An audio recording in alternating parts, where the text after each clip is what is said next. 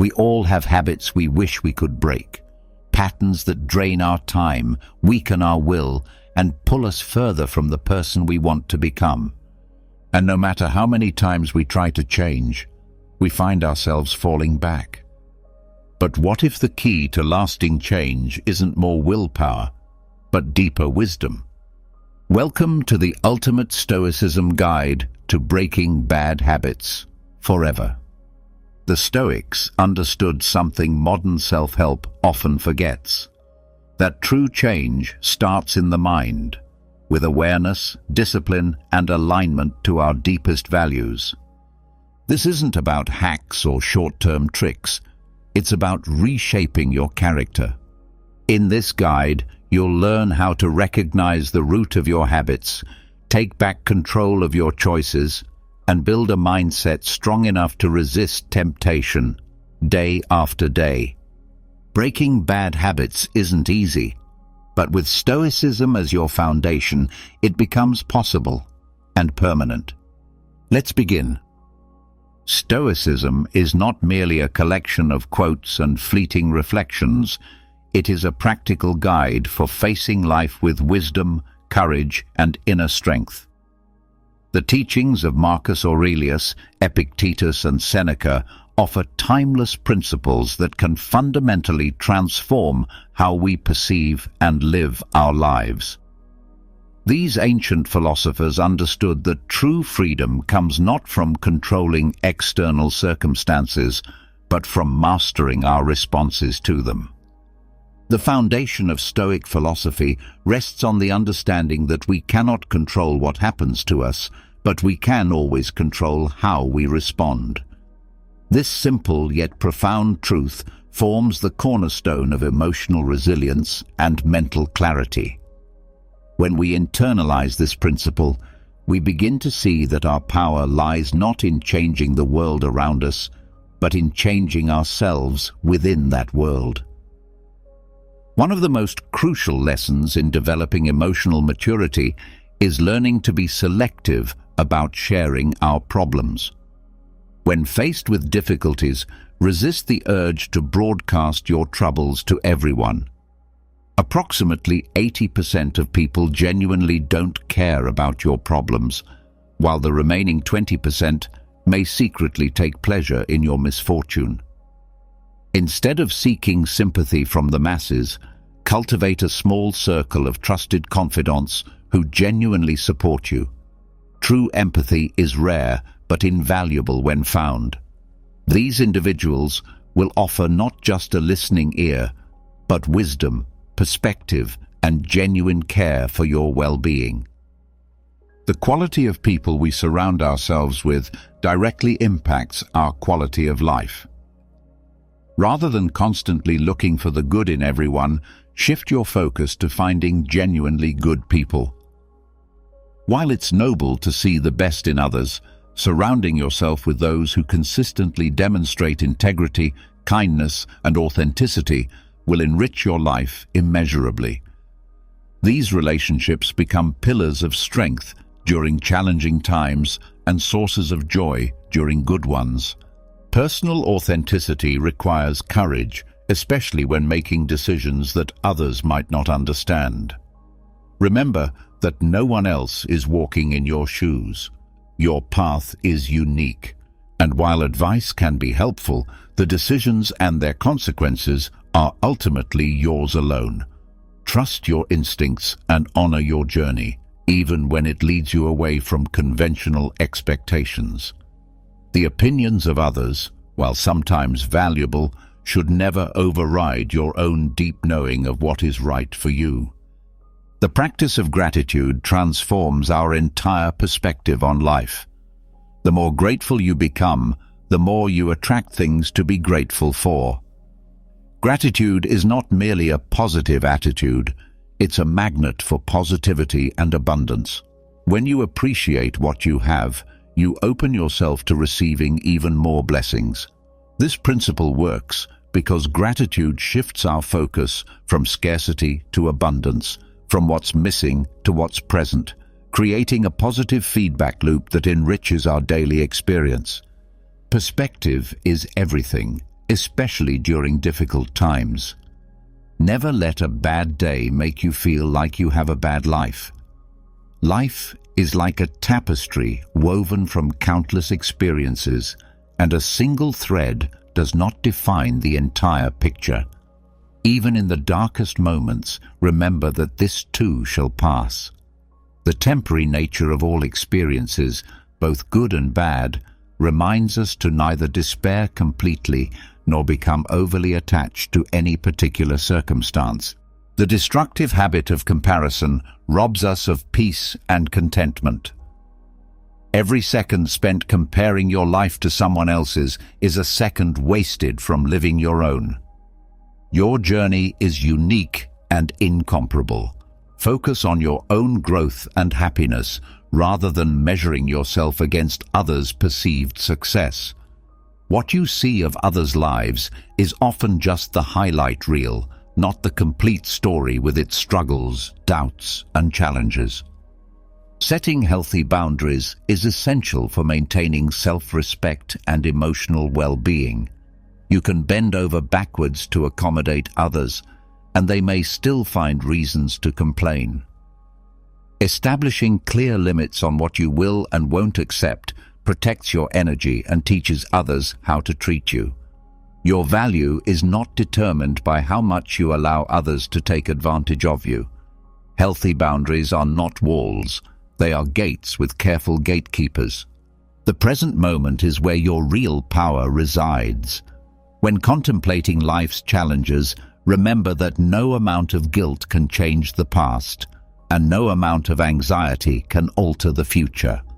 Focus your energy on the present, where you have the actual ability to act and create change. Release what you cannot control and embrace what you can influence right now. This shift from rumination to action is where transformation begins. Every person who enters your life serves as a teacher, though the lessons vary greatly. Some people bring lessons about love, support, and kindness. Others teach you what to avoid, how to recognize red flags, and where to set boundaries. Embrace all experiences as opportunities for growth. Learn to appreciate the positive influences while strengthening yourself through the challenging ones. Even difficult relationships can provide valuable insights about your own needs, values, and non-negotiables. Adversity has a unique way of revealing people's true character. You often see someone's authentic nature when you're no longer beneficial to their life. When you have nothing material to offer, observe who remains by your side. These individuals are your true allies, friends who value you for who you are rather than what you can provide. Conversely, those who disappear when your circumstances change reveal themselves as opportunistic rather than genuine. The decision to marry should be based on conscious choice, love, and mutual commitment, not social obligation or external pressure. Don't marry because you think it's something you're supposed to do. Your personal happiness and authentic desires are more important than fulfilling others' expectations. A marriage built on obligation rather than genuine love and partnership is unlikely to bring lasting fulfillment to either party. Time is our most precious and finite resource. You have exactly as much time as you believe you have, so make it count. Life is both brief and precious, making every moment an opportunity to create meaning and connection. Don't postpone your dreams or take for granted the time you have with loved ones. Express your love frequently and openly. Words of affection possess transformative power, strengthening relationships and creating invaluable memories that outlast material possessions. Growth requires stepping outside your comfort zone and taking calculated risks. If you've never questioned whether you made the right decision, you probably haven't taken risks large enough to facilitate significant personal growth. Meaningful development comes from challenging yourself and embracing uncertainty, as a sign that you're pushing your boundaries. The discomfort of uncertainty often signals that you're moving in the direction of expansion and evolution. Actions speak louder than words, and consistency in behavior is a more reliable indicator of character than promises or declarations. Never trust solely what someone says. Observe what they do. Judge people by their consistent behaviors rather than their grandiose statements or empty promises. Words are easy to manufacture, but actions require genuine commitment and reveal true intentions. Love cannot be forced or manipulated into existence. You cannot love someone enough to make them love you back. Genuine love is reciprocal and voluntary.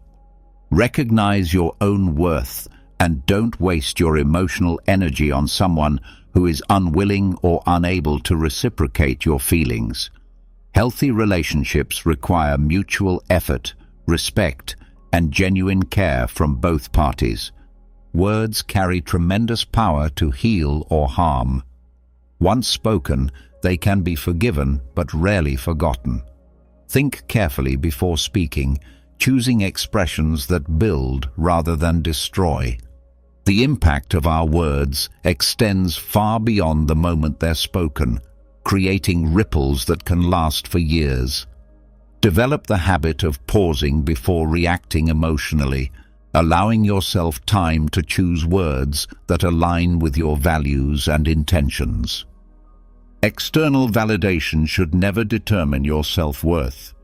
Don't let someone who treated you poorly make you think there's something wrong with you. Others' negative actions reflect their own limitations and character flaws, not yours. Maintain your self-esteem regardless of how others treat you. Your value is intrinsic and doesn't depend on anyone else's opinion or approval. The pursuit of instant gratification often undermines long-term satisfaction. If you're willing to sacrifice what you want most for what you want right now, your future will likely be filled with disappointment. Discipline and long-term vision are what build a truly satisfying life. The ability to delay gratification and work toward meaningful goals creates a foundation for lasting fulfillment. Sometimes solitude with peace of mind is preferable to being in a relationship that creates misery.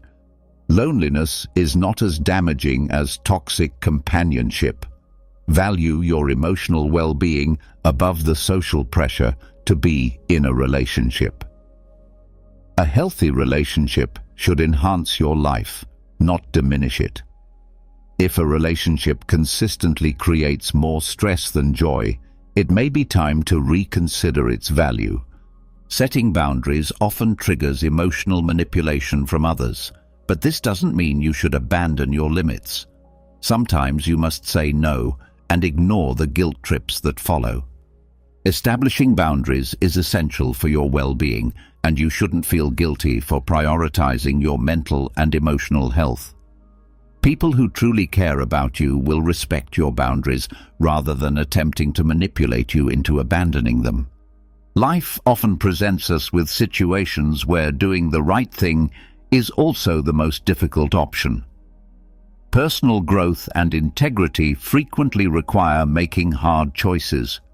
Embrace these challenges as opportunities to strengthen your character and align your actions with your values.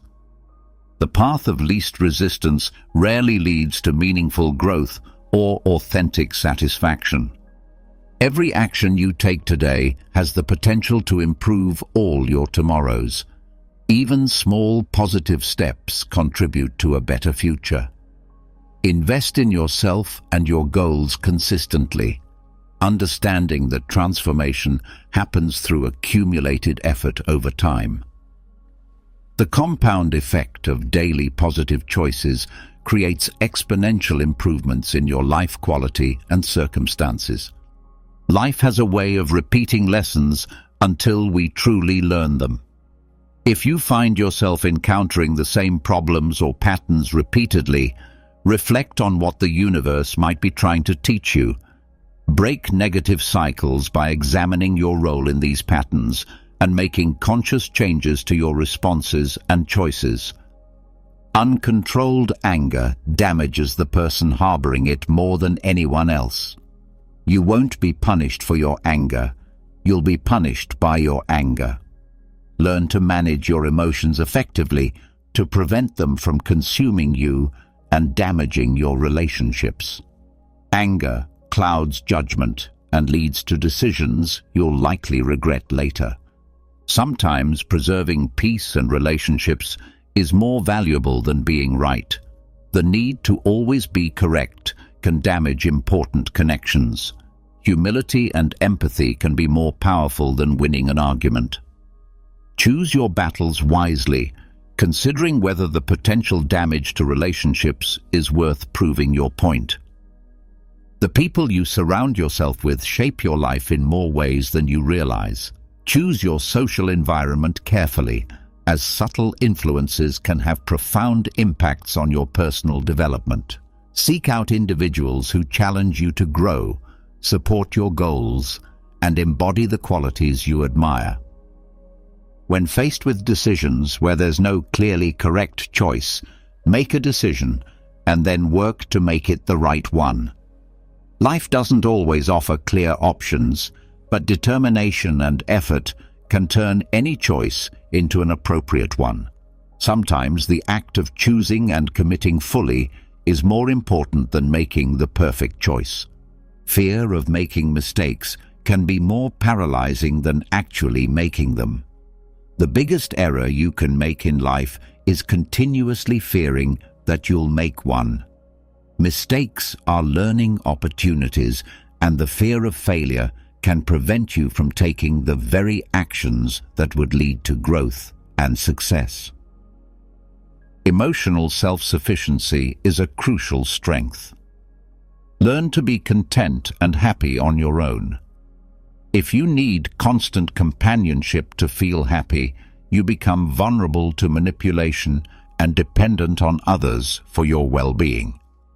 Cultivate a strong relationship with yourself before seeking fulfillment through others. You are not responsible for meeting others' expectations of you. Live according to your own standards and values, rather than trying to fulfill what others think you should do or be. External expectations can become prisons that prevent you from living authentically and pursuing your genuine passions and interests. Not every thought needs to be expressed. Discretion and tact are valuable virtues that can save relationships and prevent unnecessary conflicts. Sometimes silence is the wisest response, allowing situations to resolve naturally without adding fuel to potential fires. Life presents us with paradoxes and challenges that we must navigate with wisdom and acceptance. There are things we don't want to happen but must accept, things we don't want to know but must learn, and people we can't live without but must sometimes let go. The wisdom lies in accepting what's inevitable while working to change what's within our control. Personal experience remains the most effective teacher. Regardless of how many people try to teach you life lessons, you won't truly understand them until you experience them yourself. Value your own experiences as sources of learning while remaining open to wisdom from others. Every day presents an opportunity for reinvention. You can begin your life anew at any moment you choose. Today, right now, you can start becoming the person you truly want to be. Don't wait for perfect conditions or timing. The best time to make positive changes is always the present moment. Be wary of people who demand much from you while contributing little in return. Learn to recognize unbalanced relationships and appreciate those who contribute positively to your life while maintaining reasonable expectations. Healthy relationships involve mutual give and take, not one-sided demands. Protect 3 fundamental aspects of your life at all costs: your family, your heart, and your dignity. These form the pillars of a fulfilling existence and are irreplaceable once damaged or lost. No achievement or relationship is worth sacrificing these core elements of your well-being. Focus on where you're going rather than where you've been. The past serves as a lesson, not a destination. While learning from history is valuable, don't become trapped in previous experiences. Your potential and opportunities lie in the present and future you're actively creating. Sometimes it's not that people change, but rather that their masks fall off. True character reveals itself over time through consistent actions rather than initial impressions or words. Learn to observe long-term patterns of behavior rather than being swayed by surface presentations. Show respect to everyone, even those who don't deserve it. This choice reflects your character, not theirs. How you treat others says more about who you are than about them. Maintain your integrity regardless of how others behave toward you. Distinguish between problems that need solving and truths that need accepting. When you can't find a solution to a problem, it might not be a problem to solve, but rather a reality to accept. Wisdom lies in recognizing the difference and finding peace through acceptance when change isn't possible. Life continues presenting the same lessons until we learn what we need to know. Pay attention to recurring patterns and situations in your life, as they often contain important messages about areas where growth is needed. Avoid making permanent decisions based on temporary emotions. Emotions are fleeting, but the consequences of our decisions can be lasting. Learn to step back and evaluate situations with clarity before taking action, especially when feeling intense emotions. Sometimes the healthiest choice is to completely sever ties with certain people, regardless of history or difficulty involved. Some relationships simply aren't worth the emotional cost. Recognize when a relationship is more harmful than beneficial and prioritize your emotional well-being. True character is revealed through reactions more than actions. It's more difficult to fake a spontaneous response than a planned action. Observe how people react under pressure or when surprised to understand their authentic nature. Remember that how people treat you reflects their character, not yours. Don't internalize others' poor behavior or allow it to diminish your self-worth. Maintain your self-esteem despite unfair treatment from others. View mistakes as proof that you're trying. Each error represents an attempt at growth and learning. Don't fear making mistakes. Fear not trying at all. The willingness to risk failure is essential for achieving success and personal development. Love alone isn't sufficient for creating a happy, lasting relationship. Open communication, mutual respect, and shared values are equally important. Be willing to have difficult conversations and address problems directly rather than hoping they'll resolve themselves. Approach every experience as a learning opportunity. Maintain an open and reflective mind, understanding that each situation, whether positive or negative, has something valuable to teach you. True character emerges during times of adversity. How someone handles misfortune reveals their authentic strength and values. Use challenges as opportunities to demonstrate and develop your own resilience and integrity. Avoid putting anyone on a pedestal, as this creates an unbalanced dynamic where they look down on you from their elevated position. Healthy relationships are built on mutual respect and equality, not worship or idealization. Every painful experience contributes to your strength, wisdom, and resilience. Difficulties in life are opportunities for personal growth. Learn from each challenge, allowing it to increase your capacity for handling future obstacles. Marriage intensifies both the positive and negative aspects of a relationship. Work continuously on improving your partnership, addressing issues before they become major problems. The commitment of marriage amplifies existing dynamics, making it crucial to build a strong foundation beforehand. You teach people how to treat you through your behavior and the boundaries you establish. Set clear expectations and model the respect you want to receive. Your actions and reactions communicate your standards to others. Take proactive steps toward improvement rather than waiting for circumstances to change on their own. Positive transformation requires initiative and personal effort. Be the catalyst for the changes you want to see in your life. Difficult conversations, while uncomfortable, often lead to breakthrough moments and stronger relationships. Address problems directly rather than avoiding them. The temporary discomfort of honest communication is usually worth the long-term benefits. Resilience is built by overcoming challenges. Each obstacle you surpass increases your capacity for handling future difficulties. Maintain your composure and keep moving forward, regardless of how painful the current situation might be. Sometimes not getting what you want is actually a blessing in disguise. What appears to be a disappointment might be a redirection towards something better. Trust in life's process and maintain an open perspective about unexpected outcomes. Self-love is the foundation of emotional independence.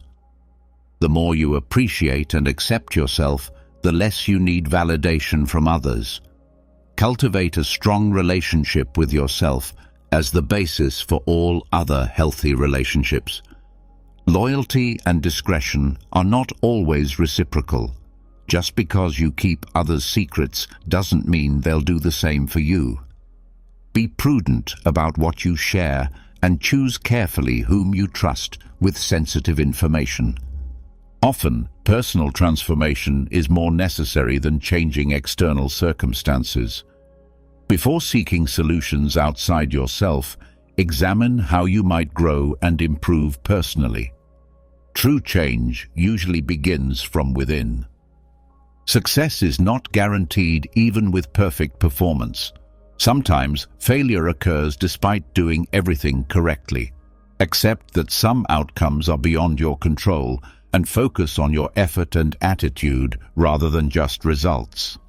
Inner peace begins when you decide not to allow external people or events to control your emotions. Your response to circumstances is your power. Cultivate serenity by consciously choosing how to react to life's challenges. Anger gives others power over you. When you lose emotional control, you surrender your ability to think clearly and act wisely. Learn to manage your anger to maintain control over your decisions and actions. Progress and achievement require sacrifice. Evaluate what you're willing to give up to achieve your goals. Success often demands trading comfort for growth, immediate pleasure for long-term satisfaction. Fear is frequently the greatest obstacle to personal advancement. Confront your fears to discover new possibilities and opportunities. Courage isn't the absence of fear, it's taking action despite feeling afraid. Determination finds solutions while excuses find obstacles. Cultivate a solution-oriented mindset rather than seeking reasons to avoid action.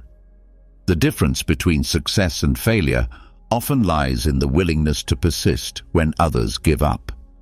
You cannot please everyone, nor should you try. Accept that some people will dislike you regardless of your efforts to win their approval. Focus on being authentic rather than universally liked. Growth occurs outside your comfort zone. Take calculated risks to discover your true potential. The fear of the unknown shouldn't prevent you from exploring new possibilities and opportunities. Advice is filtered through the giver's perspective and experiences. Listen to counsel from others, but always evaluate it within the context of your unique situation and values. What works for one person may not be appropriate for another. Aim high rather than settling for mediocrity. The greatest danger lies not in setting goals too high and failing, but in aiming too low and succeeding. Challenge yourself to pursue ambitious objectives that inspire growth and meaningful achievement. Embody the qualities you wish to receive from others. If you want love, give love. If you seek truth, be truthful. If you desire respect, show respect. The world often reflects back what we project, creating positive cycles of interaction. Your actions and attitudes create ripple effects that return to you. Plant seeds of kindness, compassion, and positivity to harvest similar qualities in your life. The energy you put into the world has a way of coming back to you, multiplied. Communicate from a place of calm reflection rather than reactive emotion. Words spoken from hatred, jealousy, anger, or insecurity usually cause harm and regret. Develop the habit of pausing before speaking when emotions are high. Consider the impact of your words before expressing them. Language has the power to build or destroy relationships, inspire or discourage, heal or wound. Choose your words thoughtfully, keeping their potential consequences in mind. Your physical health is the foundation for everything else in your life. Take care of your body as it's the only one you'll ever have. Your health is your greatest wealth, making it essential to invest in healthy habits and overall well-being. Genuine honesty rarely needs to be proclaimed. When someone emphasizes that they're telling the truth, question their sincerity. Pay attention to consistent actions and behaviors rather than verbal claims of honesty. Base your self-worth on your own standards and values rather than others' opinions. Your intrinsic value doesn't depend on external validation. Cultivate strong self-esteem that remains stable regardless of others' judgments. Take responsibility for changing what you don't like about your life. You are the architect of your destiny, and each day presents new opportunities to build the life you desire. Don't wait for permission or perfect conditions to begin making improvements. Live with integrity by avoiding actions that require lies or cover-ups. When you act honestly, you can face yourself and others with pride and confidence. Integrity simplifies life by eliminating the need to remember fabrications or manage deceptions. Building others up rather than tearing them down reflects true strength and character. Your light shines brighter when you help illuminate others' paths. Greatness comes from elevating those around you, not diminishing them. Prioritizing your needs isn't selfish, it's essential self-care. You cannot give from an empty vessel. Fill yourself with love, energy, and positivity before attempting to care for others. This ensures you have something valuable to offer. True intelligence is demonstrated through actions, not just words. Cultivate both intellectual knowledge and practical wisdom. Let your behavior reflect your understanding and values rather than relying solely on verbal intelligence.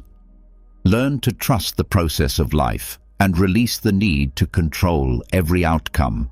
Sometimes relaxation and faith are more effective than constant struggle. Allow life to unfold naturally while maintaining your principles and working toward your goals. Taking risks is inherent to living fully. The only risk you should avoid is doing nothing at all. Every risk contains potential for learning and growth. Dare to live, love, and pursue your passions despite uncertainty. Since you're the only person who's with you 100% of the time, learn to enjoy your own company. Self-love and self-acceptance form the foundation for all healthy relationships and personal fulfillment. Overthinking distorts reality and creates unnecessary suffering.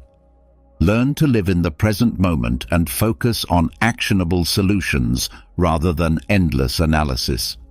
Peace of mind comes from accepting questions without needing immediate answers.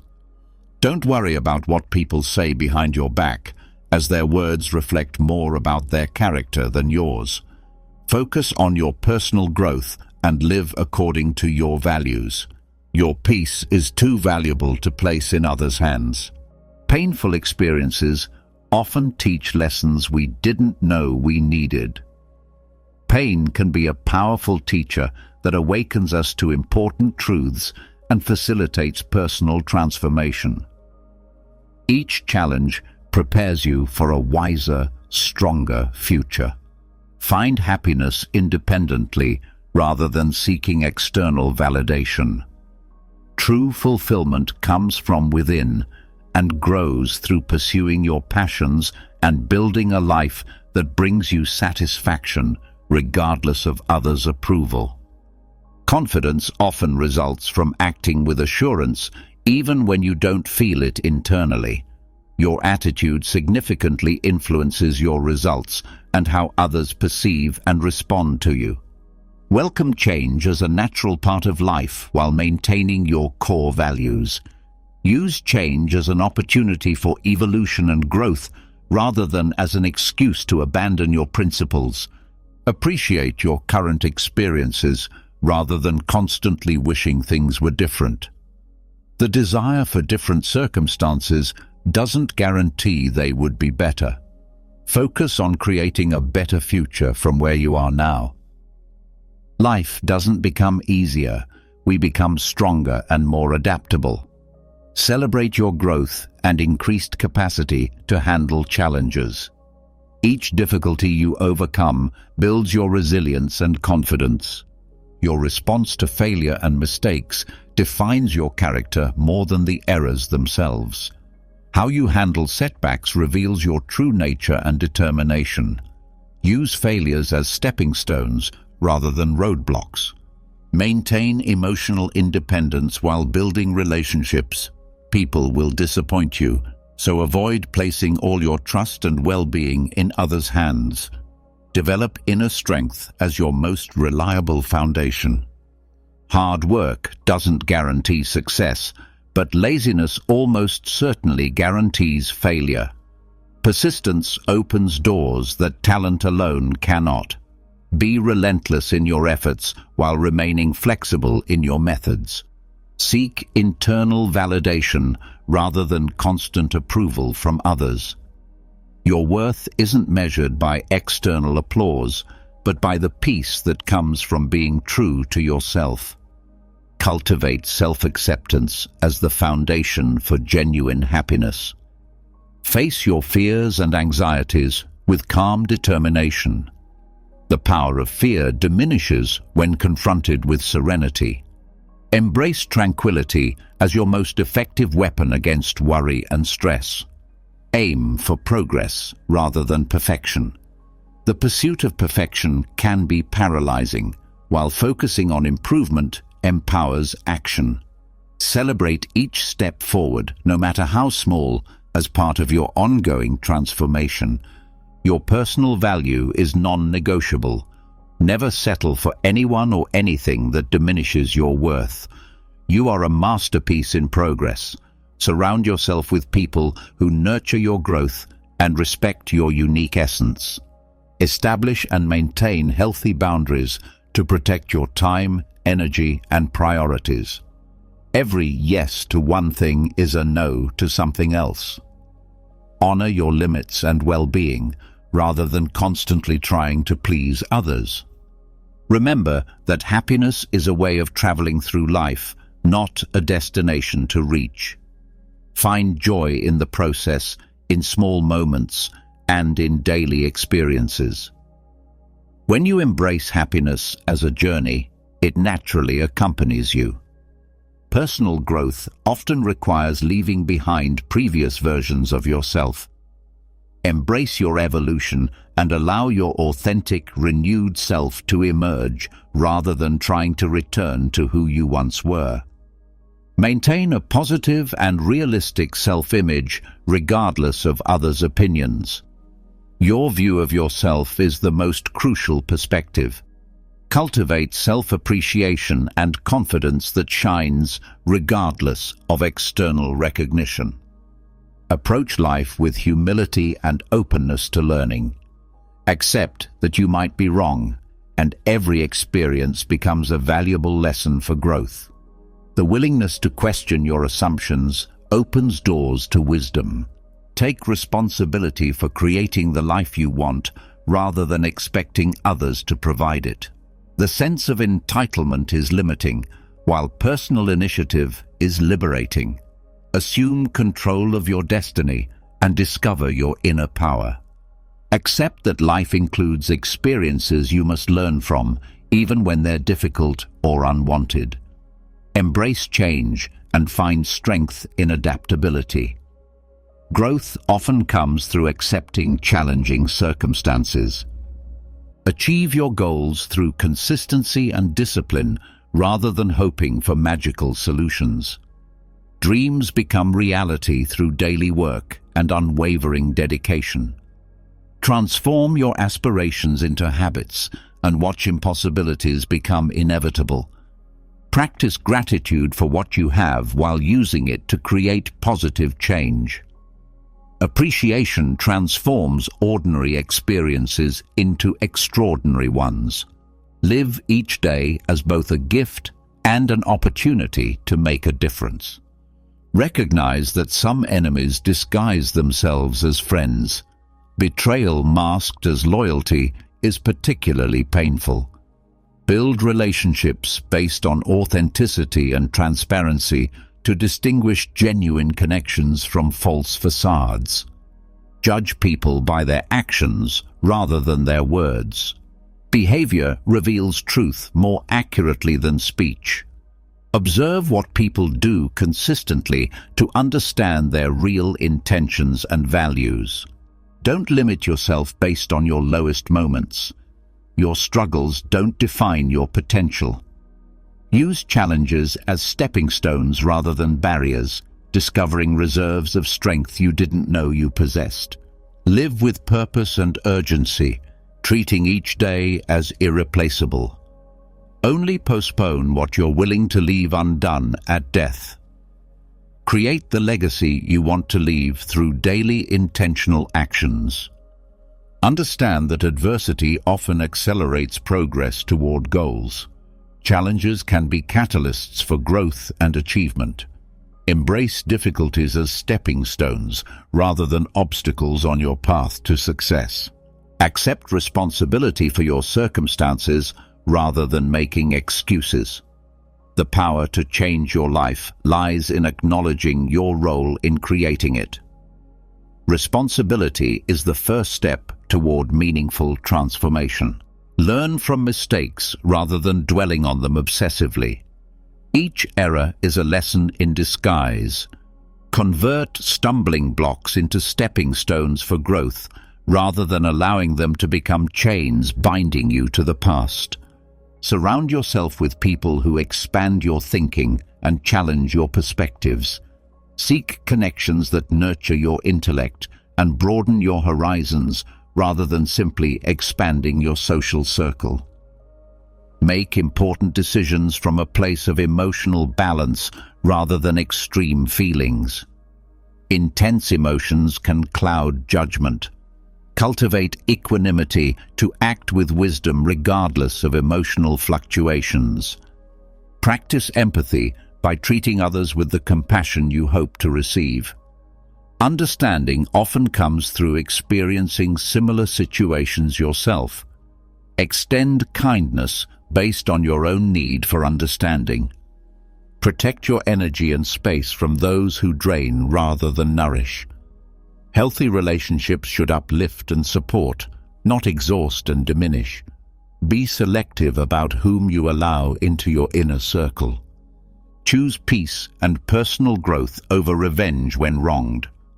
True strength lies in restraint and wisdom rather than retaliation. Focus on your own development rather than seeking to harm those who have hurt you. Control what you can and accept what you cannot.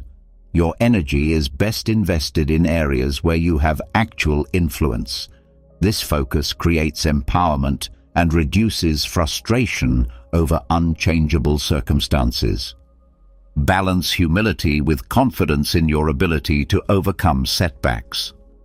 Resilience comes from recognizing both your vulnerability and your strength. Cultivate the wisdom to know you can lose everything and the confidence to know you can recover. Remember that every effort represents progress, regardless of immediate results. Success is a journey of continuous improvement rather than a final destination. Celebrate each attempt as a step forward in your evolution. Focus on personal development rather than criticizing others. Growth is the antidote to judgment. When you're busy improving yourself, you naturally have less time and inclination to find fault with others. Balance rational analysis with intuitive wisdom.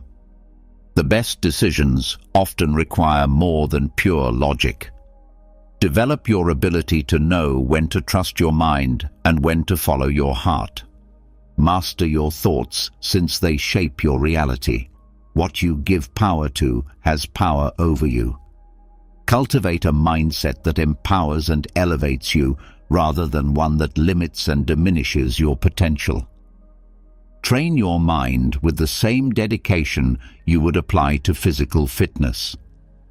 Mental discipline is crucial for success in all areas of life. Develop consistency and determination in your thought patterns and mental habits. Choose courage over comfort when facing life's challenges. Bravery isn't the absence of fear, but the determination to act despite it. Growth and meaningful achievement require stepping beyond what feels safe and familiar. Recognize that life doesn't wait for you to feel ready.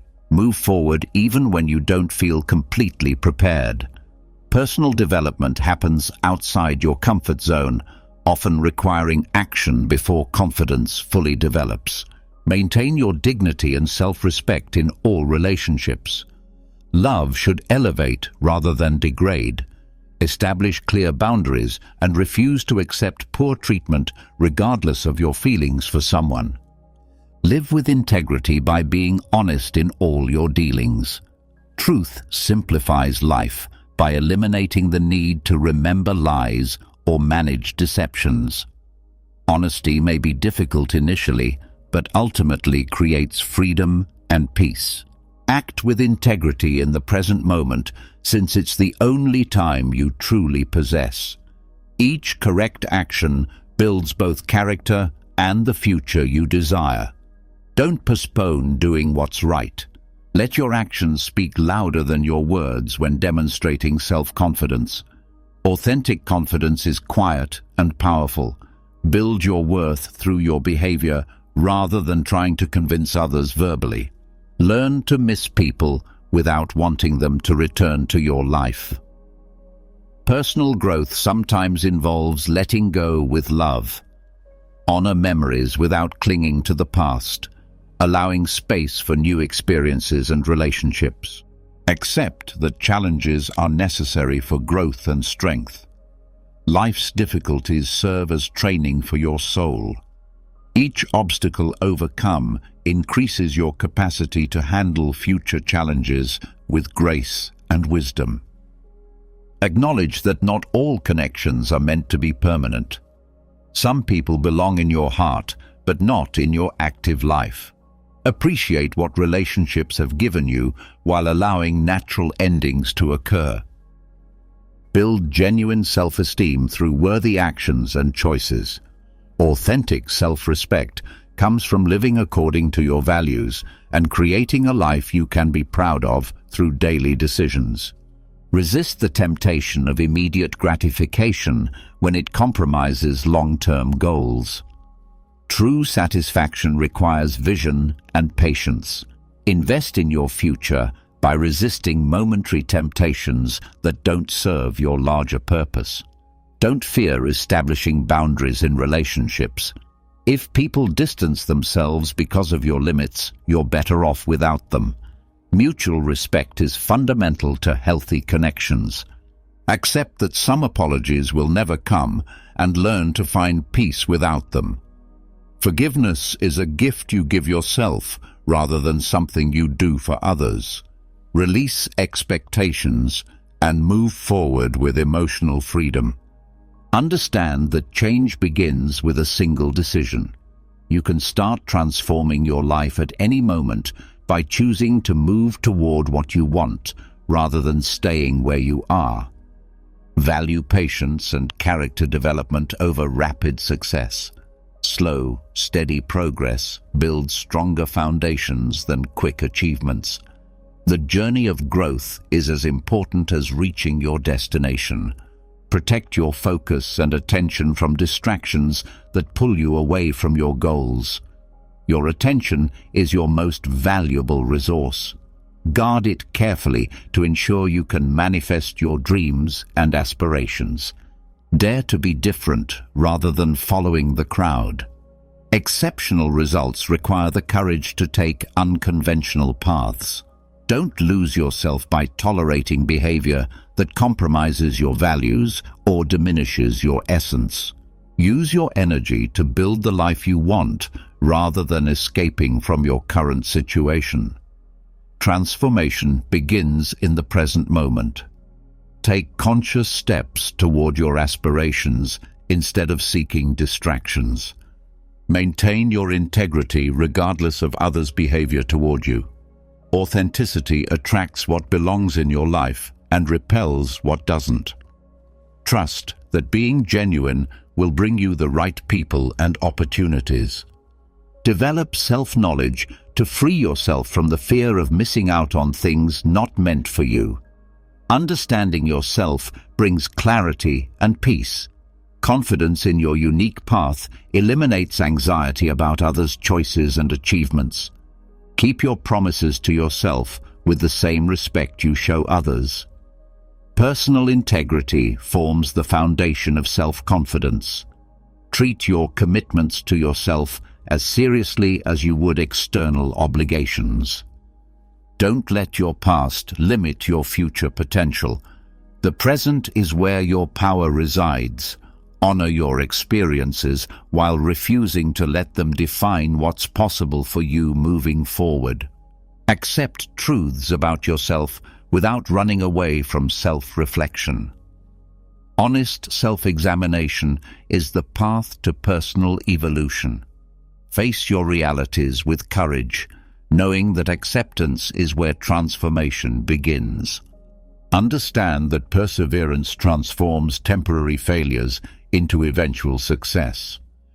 Every attempt is a learning opportunity, and true failure only occurs when you stop trying altogether. Take responsibility for your life rather than blaming others for your problems.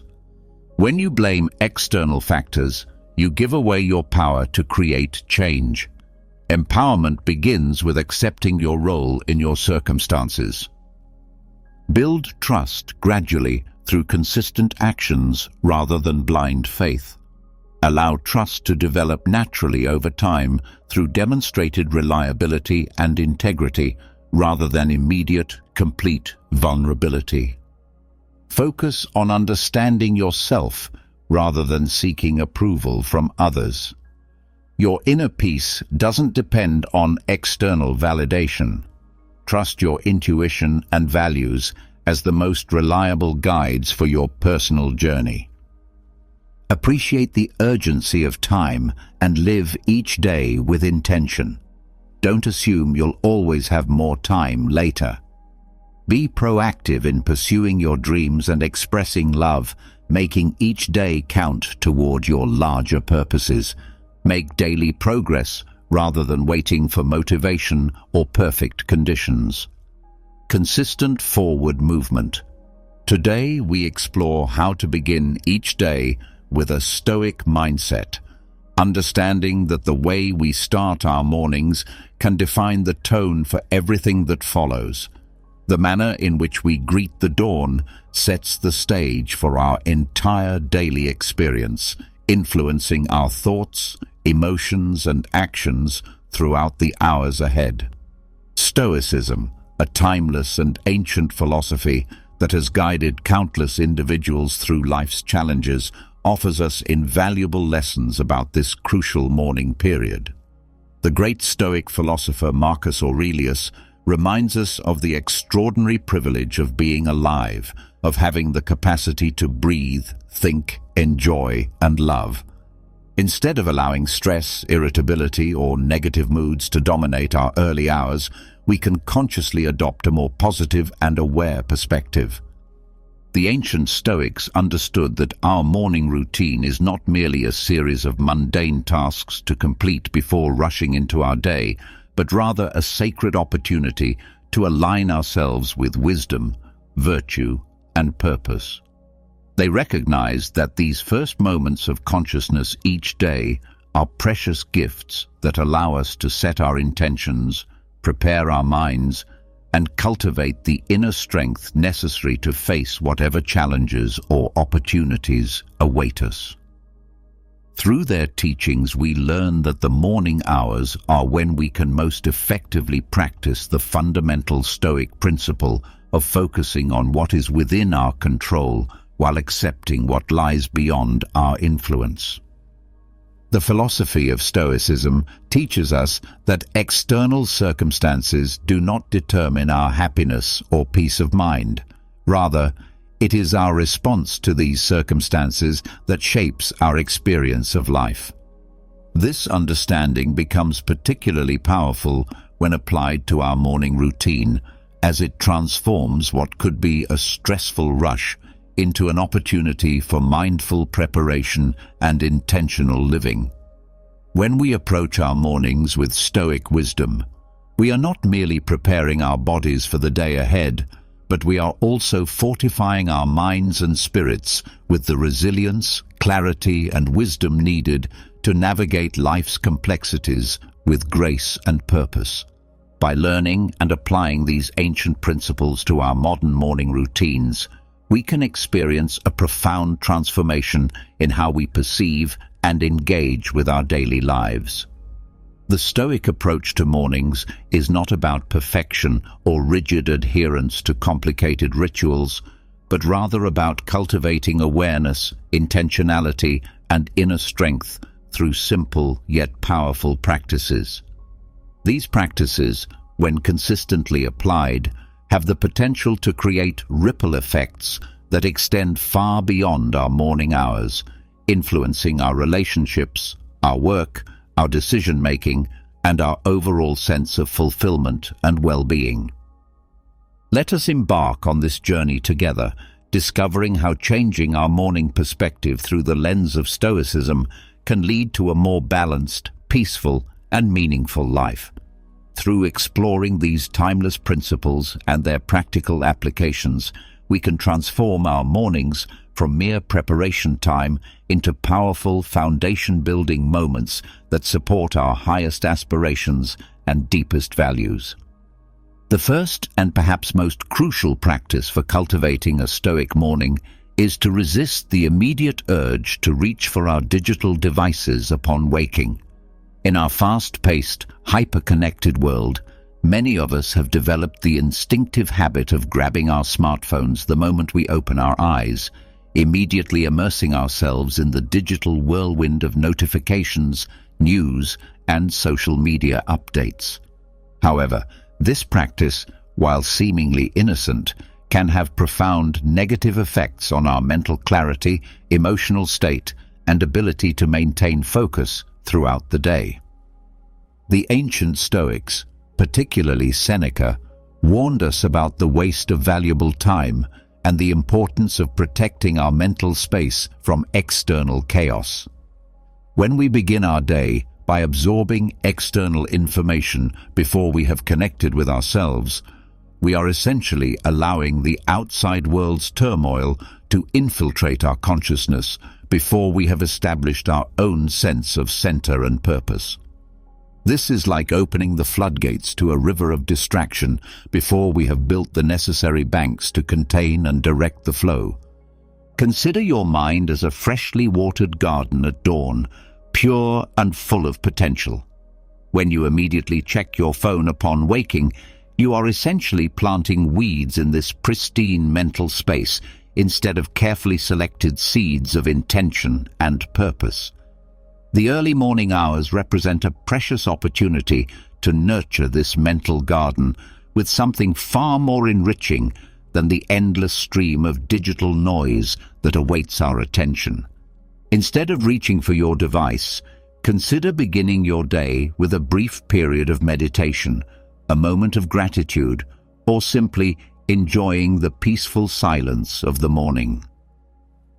These practices act as seeds of productivity and serenity that will grow and flourish throughout your day. Marcus Aurelius wisely observed that the quality of our thoughts shapes the happiness of our lives. When we flood our minds with digital noise from the moment we wake, we are sabotaging our mental clarity and daily purpose before we have even fully emerged from sleep. Our brains function like eager sponges, absorbing everything we present to them in these vulnerable morning moments. If we feed our minds with worries, distractions, and the problems of the world before we have established our own emotional equilibrium, this negative input will influence our processing throughout the entire day. The morning hours are when our minds are most receptive and malleable, making it crucial that we choose our mental inputs with great care and intention. Challenge yourself to start your day differently by leaving your phone aside and gifting yourself with the treasure of morning silence. Take deep breaths, reflect on your intentions for the day ahead, and establish a positive framework for the hours to come. This small but significant change can dramatically transform your perspective and resilience when facing daily challenges. Remember, you are the gardener of your mind, and it deserves to be tended with care from the very first ray of sunlight. The digital world can wait. Your well-being deserves priority, and your peace of mind is worth protecting. The second crucial practice involves refusing to surrender to negativity upon waking. Many of us fall into the trap of immediately complaining about interrupted sleep, the arrival of Monday morning, or any number of minor inconveniences that greet us as we transition from sleep to consciousness.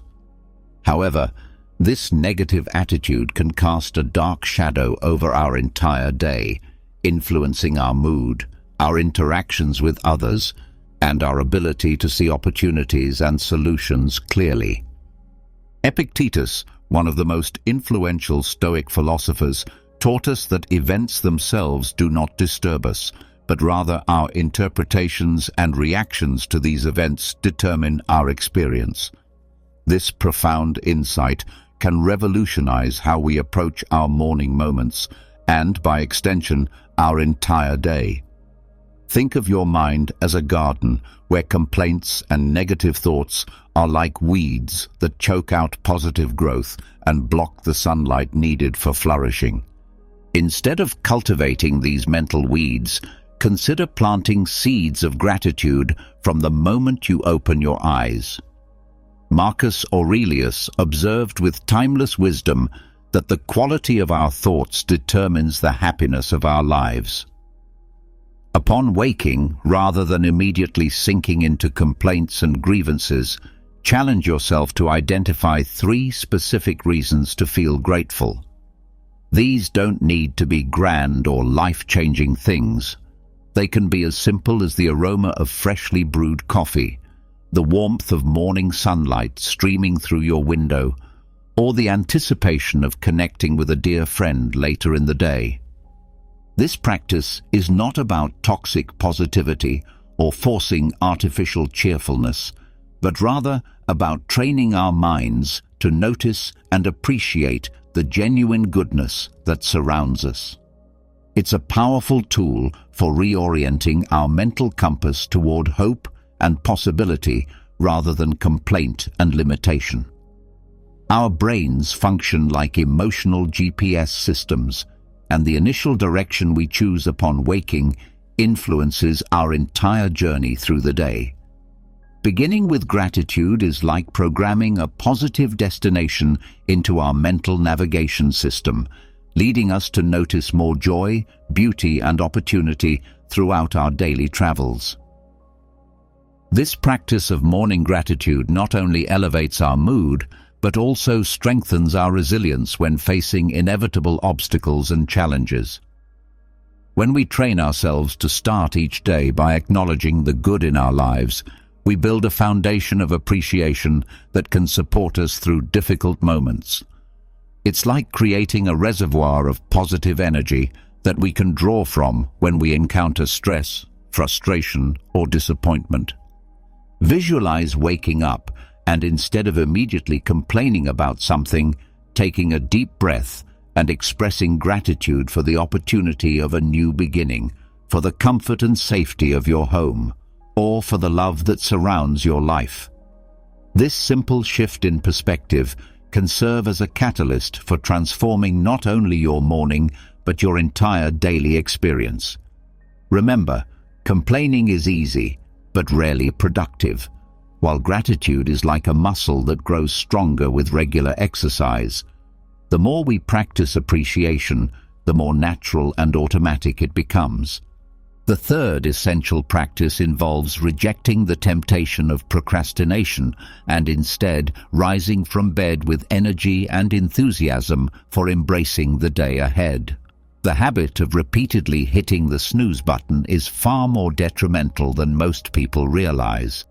This seemingly harmless practice can sabotage our energy levels and productivity for the entire day, creating a pattern of delay and avoidance that extends far beyond our morning routine.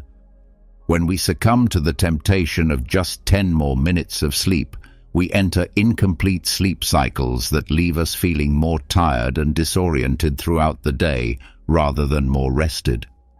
These fragmented sleep periods confuse our natural circadian rhythms and can lead to what sleep researchers call sleep inertia, a groggy, confused state that can persist for hours after waking. The Stoic philosophers offer us valuable lessons about discipline and self-control that directly apply to this morning challenge. Epictetus taught that true freedom lies in mastery over ourselves, while Marcus Aurelius reminds us of the importance of gratitude and purpose upon waking. We can transform the moment of awakening into a celebration of life itself, viewing each morning as a precious gift rather than an unwelcome interruption of our rest. Instead of fighting against the alarm clock, we can learn to receive each morning as a new opportunity for growth, learning, and meaningful contribution to the world. Upon waking, we can reflect on the extraordinary privilege of being alive, of having the capacity to breathe, think, love, and experience the incredible richness of human existence. This shift in perspective fills us with natural energy and enthusiasm while establishing a positive tone for everything that follows. Rising immediately when the alarm sounds is an act of self-discipline that strengthens our determination and proactive mindset. It's a small but significant victory that sets the stage for larger successes throughout the day. This practice demonstrates to ourselves that we are capable of following through on our commitments and acting in alignment with our intentions rather than being controlled by momentary impulses or comfort-seeking behaviors. Visualize beginning your day with mental clarity and physical readiness instead of dragging yourself out of bed, feeling guilty and behind schedule. This simple act of purposeful awakening can serve as a catalyst for profound transformation in your daily routine. When we honor our commitment to rise when we intended to rise, we build trust with ourselves and create momentum that carries forward into other areas of our lives. The fourth vital practice focuses on the importance of proper hydration to awaken both body and mind for an active and energetic day. When we open our eyes each morning, many of us overlook a simple but essential ritual: drinking water. After hours of sleep during which our bodies have been working to repair, restore, and rejuvenate themselves, our cells are literally crying out for the hydration they need to function optimally. During the night, our bodies continue their vital processes of healing, detoxification, and cellular repair, all of which require water. By morning, we have typically gone 8 or more hours without any fluid intake, leaving our bodies in a state of mild dehydration that can significantly impact our energy levels, mental clarity, and overall well-being. Our organs need to be gently awakened and activated, and a simple glass of water serves as the perfect signal to begin this daily revival process. Marcus Aurelius, in his timeless wisdom, taught us that the quality of our thoughts shapes our happiness, and there is perhaps no better way to nurture our minds than by caring for the physical temple that houses them. Morning hydration is like giving our bodies the key to unlock their full potential for the day ahead. It's not merely about quenching thirst. It's about providing our cells with the essential element they need to function at their highest level. Imagine your body as a sophisticated machine that has been resting and repairing itself through the night.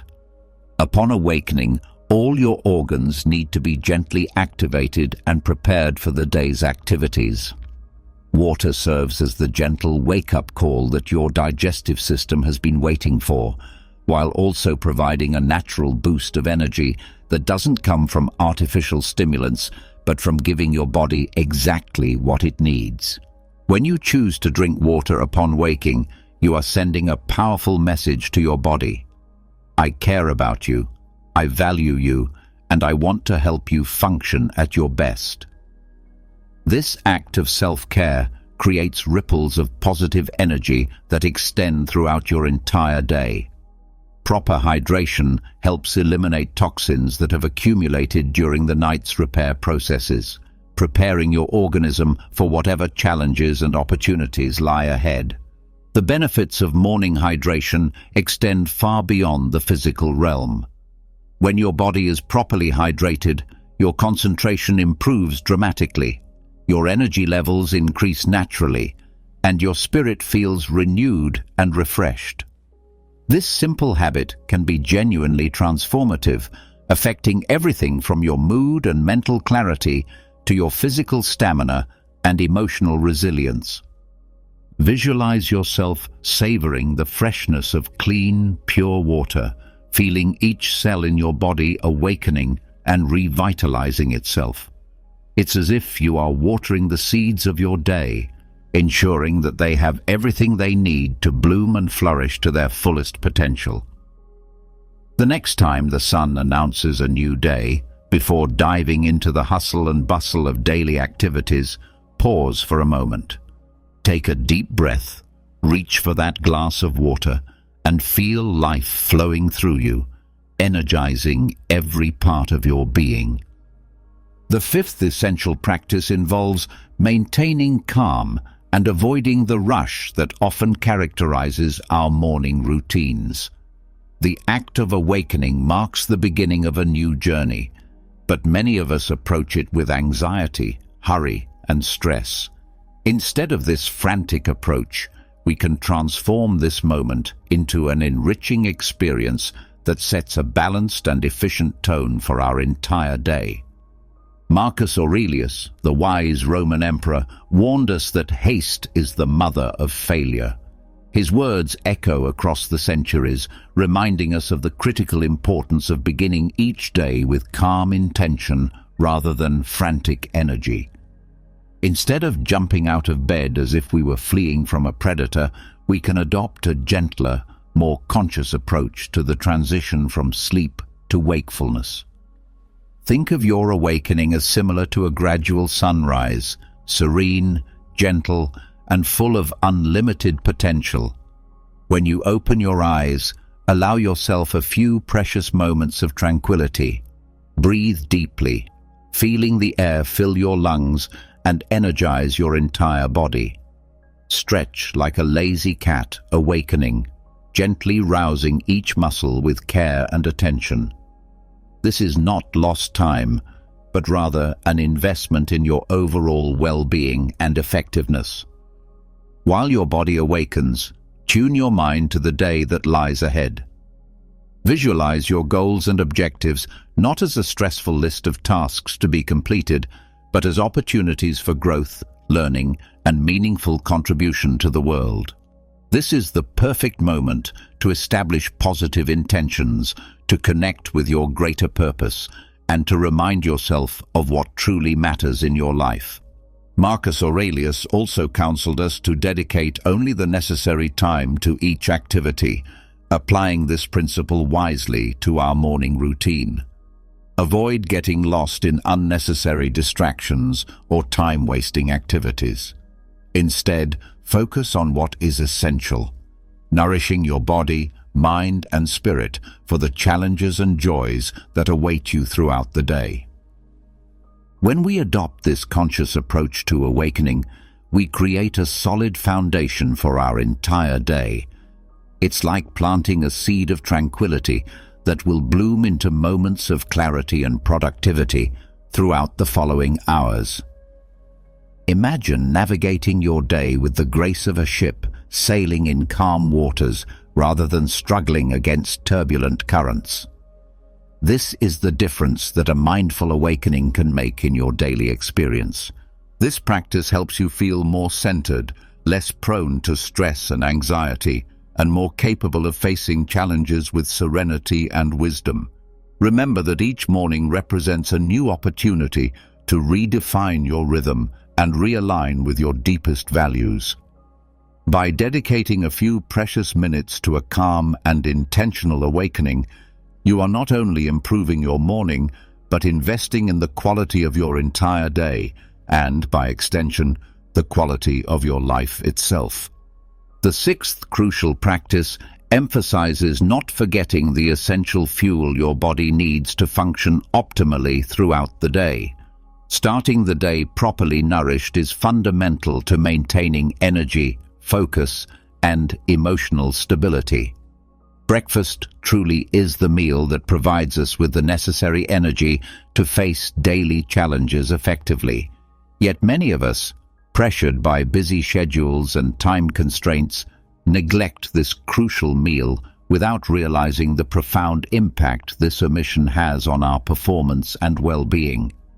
Just as a car cannot function without gasoline, our bodies and minds cannot operate at full capacity without proper morning nourishment.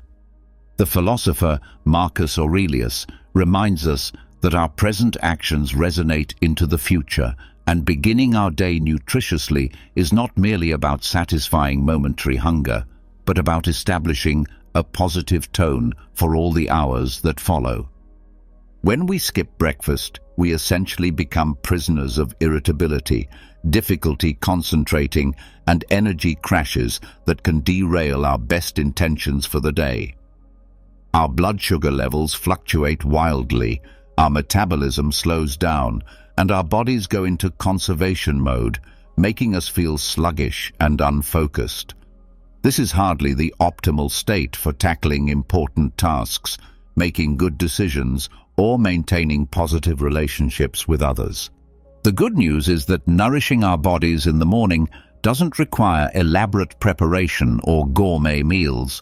A simple bowl of oatmeal with fresh fruit, a nutritious smoothie packed with vegetables and protein, or eggs with whole grain toast can make the tremendous difference between a productive, energetic day and a sluggish, unfocused one.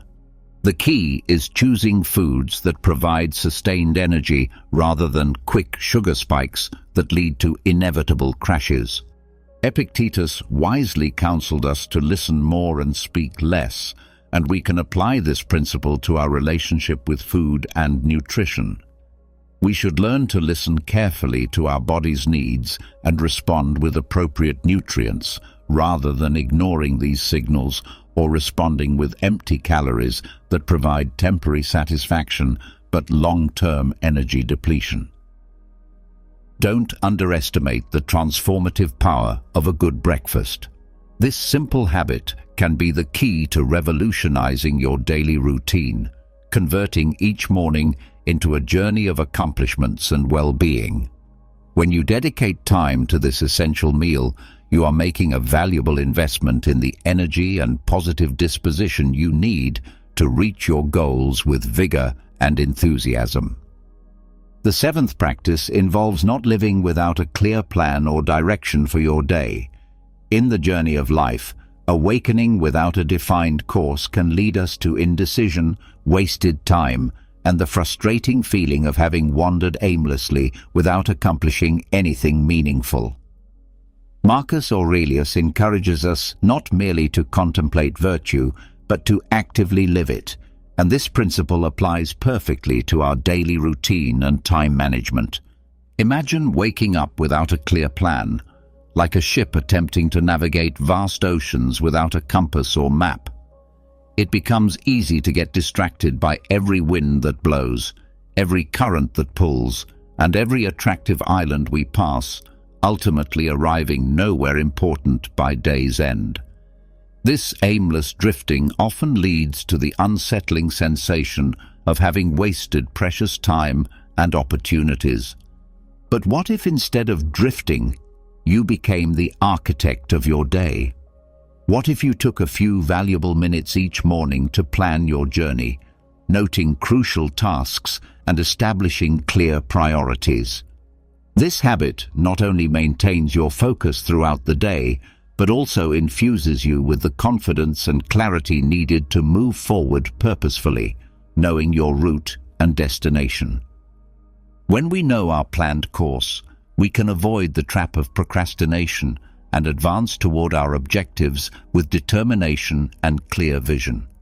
Epictetus reminds us that true wealth does not lie in possessing many things, but in limiting our needs and focusing our energy on what truly matters.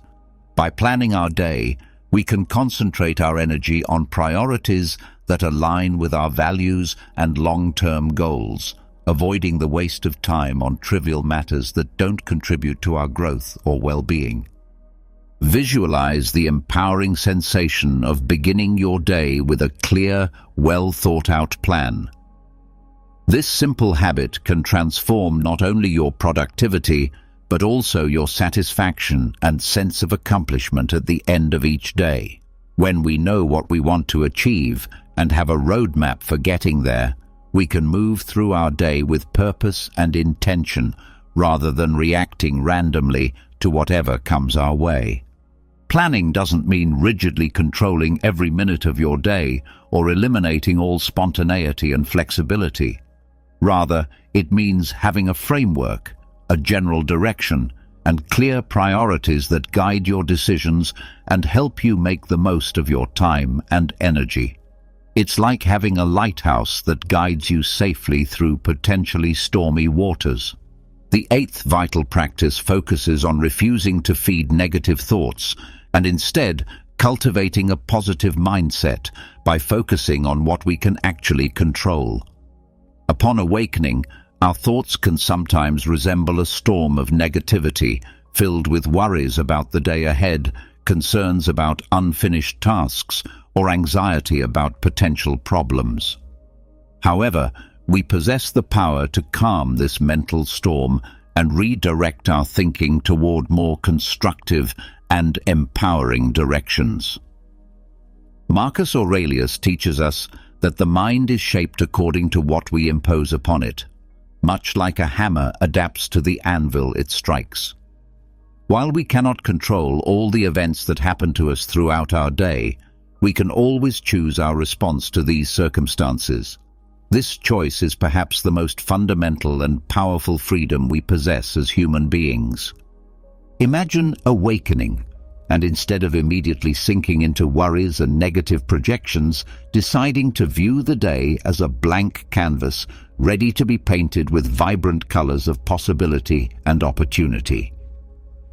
Epictetus wisely said that it is not events themselves that disturb us, but rather our interpretation of these events.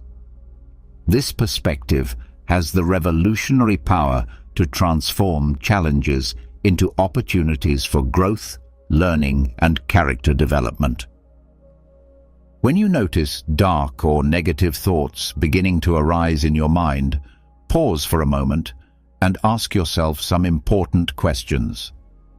Is this thought pattern actually helping me in any way? How can I view this situation from a more constructive and empowering perspective? What would I advise a dear friend who was experiencing these same concerns? This practice of self-observation and mental redirection is like planting seeds of resilience in fertile soil, nurturing our capacity to handle stress and adversity with grace and wisdom. Our thoughts function like magnets for our emotions and subsequent actions. When we cultivate a positive mindset from the moment we awaken, we are preparing the ground for a more productive and fulfilling day. It's similar to adjusting the sails of a ship to take advantage of favorable winds, even when sailing through potentially rough seas. Training the mind to detect and redirect negative thought patterns is like strengthening a muscle through regular exercise. Over time, we become more agile and skilled at managing stress, transforming it into fuel for our personal growth and development. The key is consistency and patience with ourselves as we develop this crucial life skill. When you wake up, instead of surrendering to pessimism and negative thinking, take a conscious moment to redirect your thoughts towards something constructive and empowering. It's like opening the curtains and allowing brilliant sunlight to flood in, illuminating the dark corners of your mind and filling your mental space with warmth and possibility.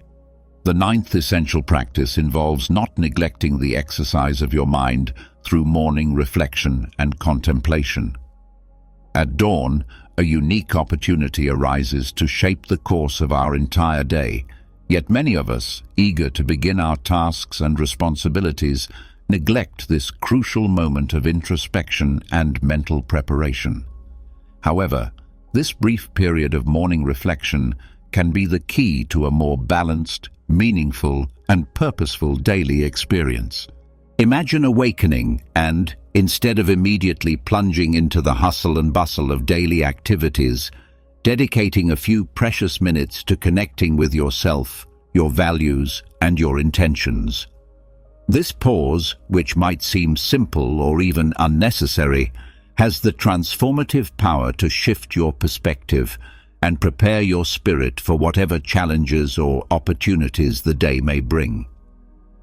The philosopher Marcus Aurelius, with his timeless wisdom, suggested beginning each morning with a mental exercise, acknowledging that the day will likely bring obstacles such as ingratitude, insolence, and selfishness from others.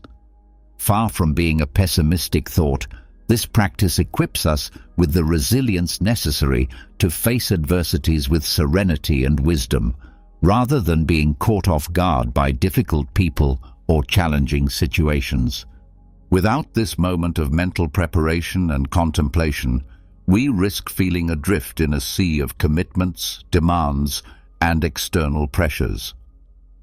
Morning reflection acts like a compass, orienting our actions and decisions throughout the day according to our deeper values and purposes. It's as if, before setting sail on the ocean of daily life, we consult our internal map and chart the most appropriate course for reaching our desired destination. This practice doesn't need to be elaborate or time-consuming. It can be as simple as sitting in silence for a few minutes, writing your thoughts in a journal, or engaging in brief meditation. The important thing is creating mental space to clarify your intentions, connect with your purpose, and prepare yourself mentally and emotionally for the day ahead.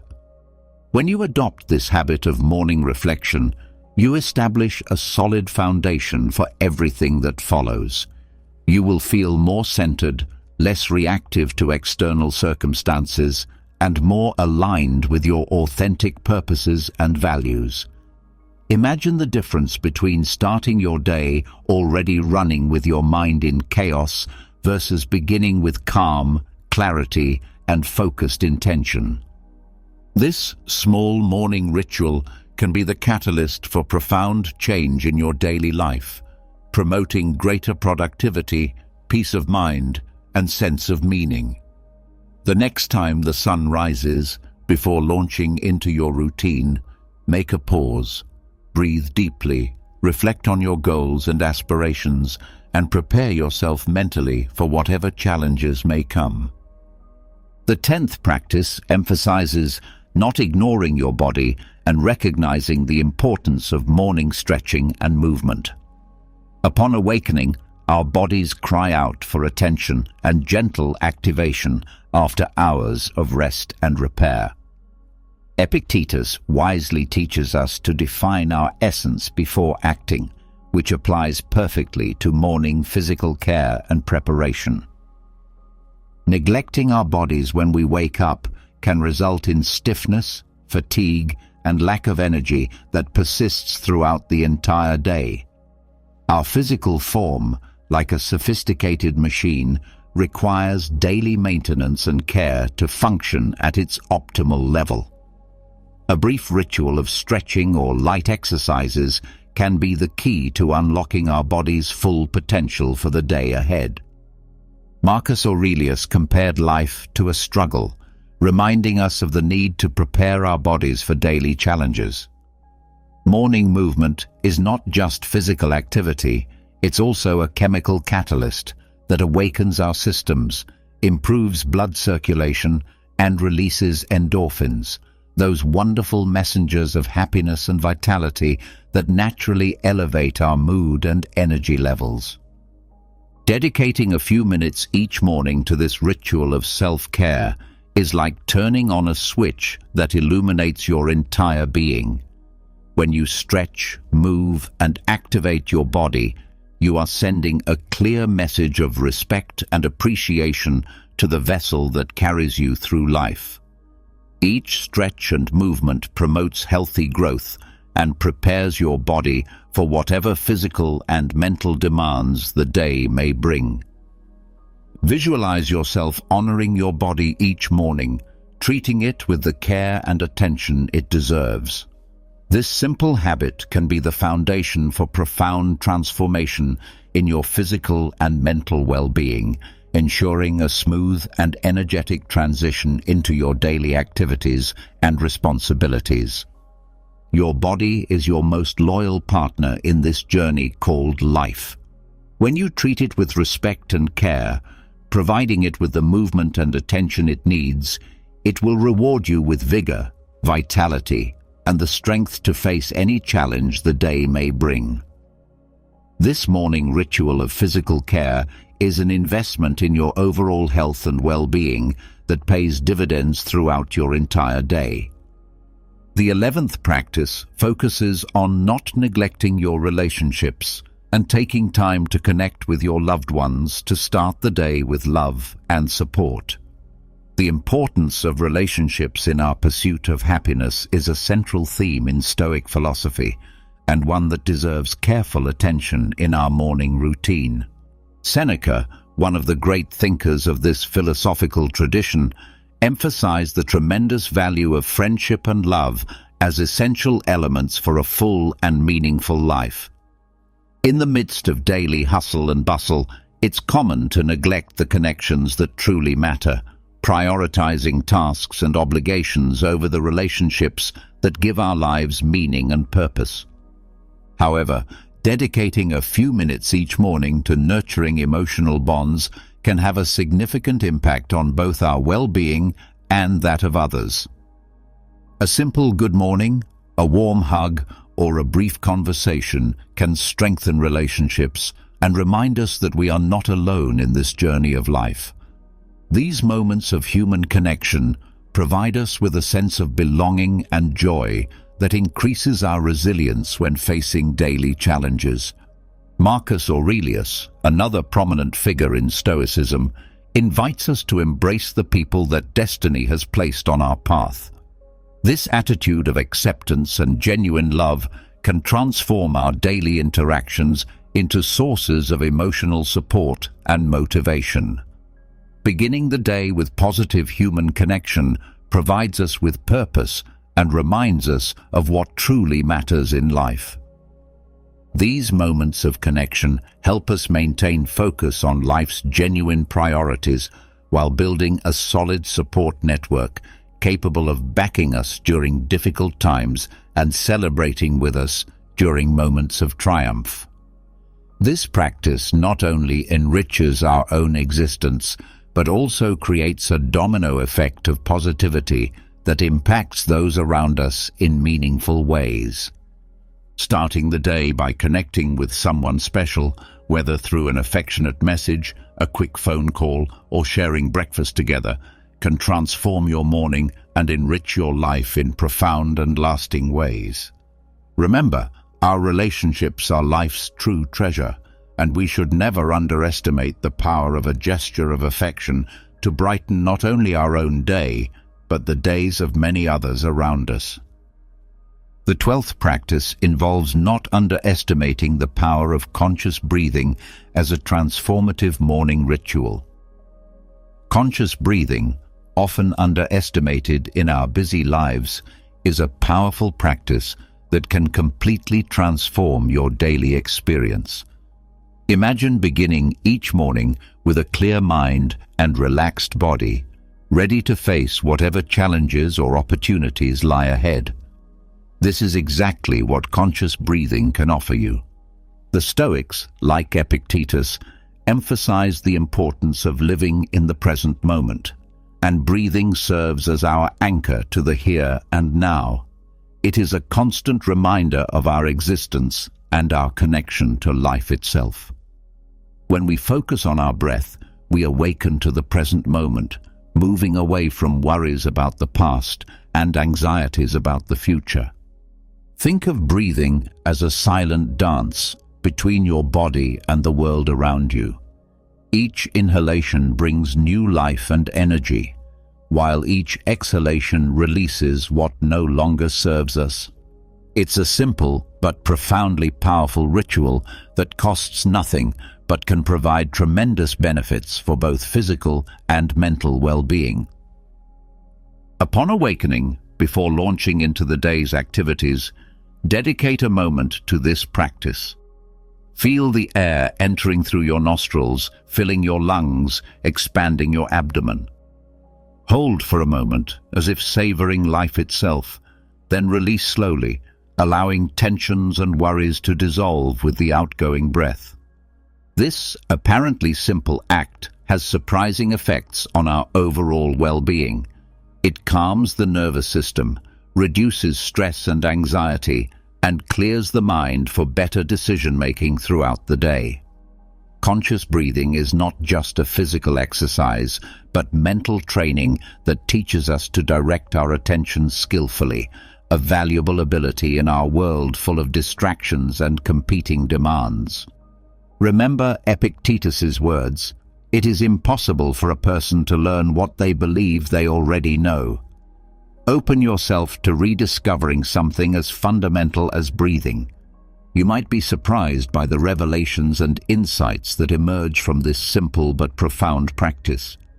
The 13th practice emphasizes not distancing yourself from nature and recognizing its profound healing and centering power. Nature, in its silent majesty, represents a powerful force that many of us neglect amid the agitation of modern life. Immersed in a world of technology, constant noise, and urban environments, we frequently distance ourselves from our natural essence without realizing the tremendous benefits we're missing. However, reconnecting with the natural world around us can be a genuinely transformative experience that enhances our physical health, mental clarity, and emotional well-being. Imagine beginning your day not with the harsh sound of an alarm clock, but with the gentle murmur of a stream or the melodious singing of birds greeting the dawn. Marcus Aurelius, in his timeless wisdom, invites us to contemplate the beauty of sunrise and sunset, to admire the serenity of flowing waters, and to find peace in the simple observation of natural phenomena. Scientific studies corroborate what many have long intuited. Nature has profoundly beneficial effects on our well-being, acting as a balm for our agitated minds, reducing stress, elevating our mood, and sharpening our concentration and focus. It's as if, by reconnecting with the natural world, we are realigning our own internal frequency with something larger and more stable than our daily worries and concerns. You don't need a grand expedition or elaborate outdoor adventure to enjoy these benefits. Small gestures like opening your window in the morning and breathing fresh air, or taking a brief walk while observing the subtleties of the sky and the dance of leaves in the wind, can be sufficient to anchor us in the present moment. Nature teaches us valuable lessons about impermanence, beauty, and the cycles of life. Each flower that blooms, each cloud that passes, reminds us of the preciousness of the present moment and the constant change that characterizes existence. Therefore, before diving into the day's agitation, allow yourself a moment of connection with the natural world.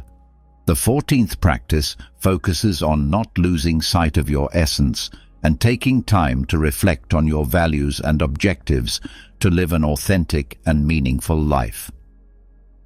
Upon awakening, dedicate a few moments to full visualization and mental preparation for the day ahead. This practice, inspired by the wisdom of Emperor Marcus Aurelius, can be the key to unlocking your daily potential and approaching your responsibilities with confidence and clarity. Begin by imagining how your day will unfold. Visualize your tasks and the challenges you might face, but see yourself handling them with competence and grace. Imagine resolving complex problems at work, managing unexpected situations with calm and clarity, and interacting positively with people around you, whether in formal meetings or informal conversations. Picture yourself overcoming obstacles and finding creative solutions to difficulties that arise. Visualization is not mere fantasy. It's a powerful form of mental training. Just as athletes practice their movements mentally before a competition, you are preparing your brain for the day's challenges and opportunities. Each positive visualization helps build confidence and resilience, creating neural pathways that support success and well-being. Marcus Aurelius reminds us that while the future is uncertain, we can face it with serenity if our minds are properly prepared for whatever may come. Think of yourself as an architect designing the blueprint for your ideal day. Each detail you imagine is a step toward a more organized and efficient reality. This morning practice acts as a guide, orienting your actions and decisions toward your objectives and helping you navigate challenges with greater ease and confidence. The 15th and final practice involves not distancing yourself from gratitude and making it a cornerstone of your morning routine. Imagine yourself as a gardener of the spirit, cultivating seeds of gratitude in your heart each morning. This practice, deeply rooted in Stoic philosophy, has the power to transform your perspective and enrich your existence in surprising and meaningful ways. Seneca, one of the great Stoic thinkers, compared gratitude to a hidden treasure waiting to be discovered in each new dawn. Upon opening your eyes each morning, allow yourself to immerse in an ocean of recognition for the blessings in your life, from the people who surround you to the opportunities that present themselves before you. This practice acts like a beacon, guiding your thoughts away from the rocks of negativity and toward the calm waters of posit. Have you ever wondered what it feels like to walk into a room and immediately become the center of attention, not because of dramatic gestures or loud proclamations, but simply through the power of your presence? Have you ever yearned to be valued more deeply, to be recognized with the genuine respect you deserve, to command attention not through desperation, but through authentic magnetism? If your answer is yes, you are certainly not alone in this universal human desire for recognition and respect.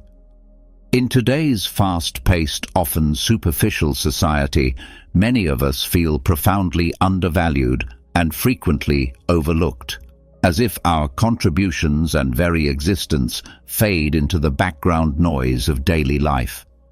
We find ourselves competing for attention in an increasingly crowded world, where genuine connection seems elusive and authentic recognition feels like a distant dream.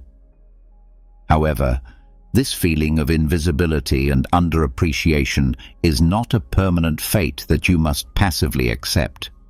It is not a life sentence handed down by circumstances beyond your control.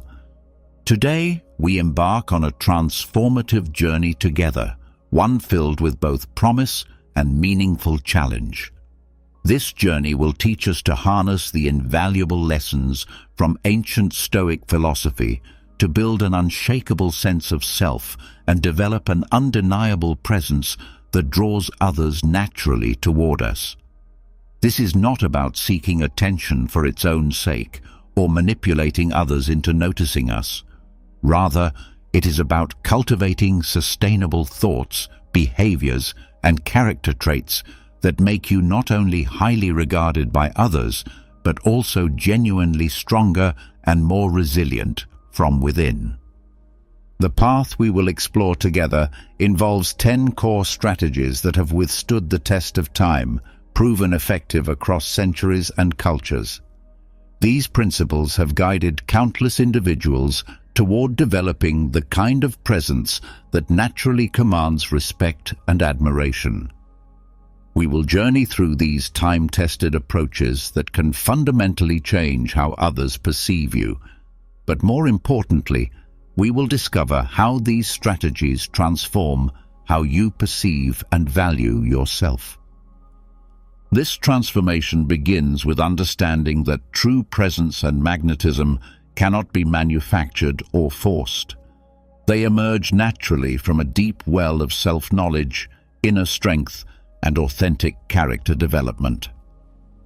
The Stoic philosophers understood this fundamental truth thousands of years ago, recognizing that external validation and superficial charm are poor substitutes for genuine character and inner peace. The ancient Stoics believed that the quality of our thoughts determines the quality of our lives, and this principle extends directly to how we show up in the world. When we cultivate wisdom, courage, justice, and temperance within ourselves, these virtues naturally radiate outward, creating an authentic magnetism that draws others toward us. This is not manipulation or performance.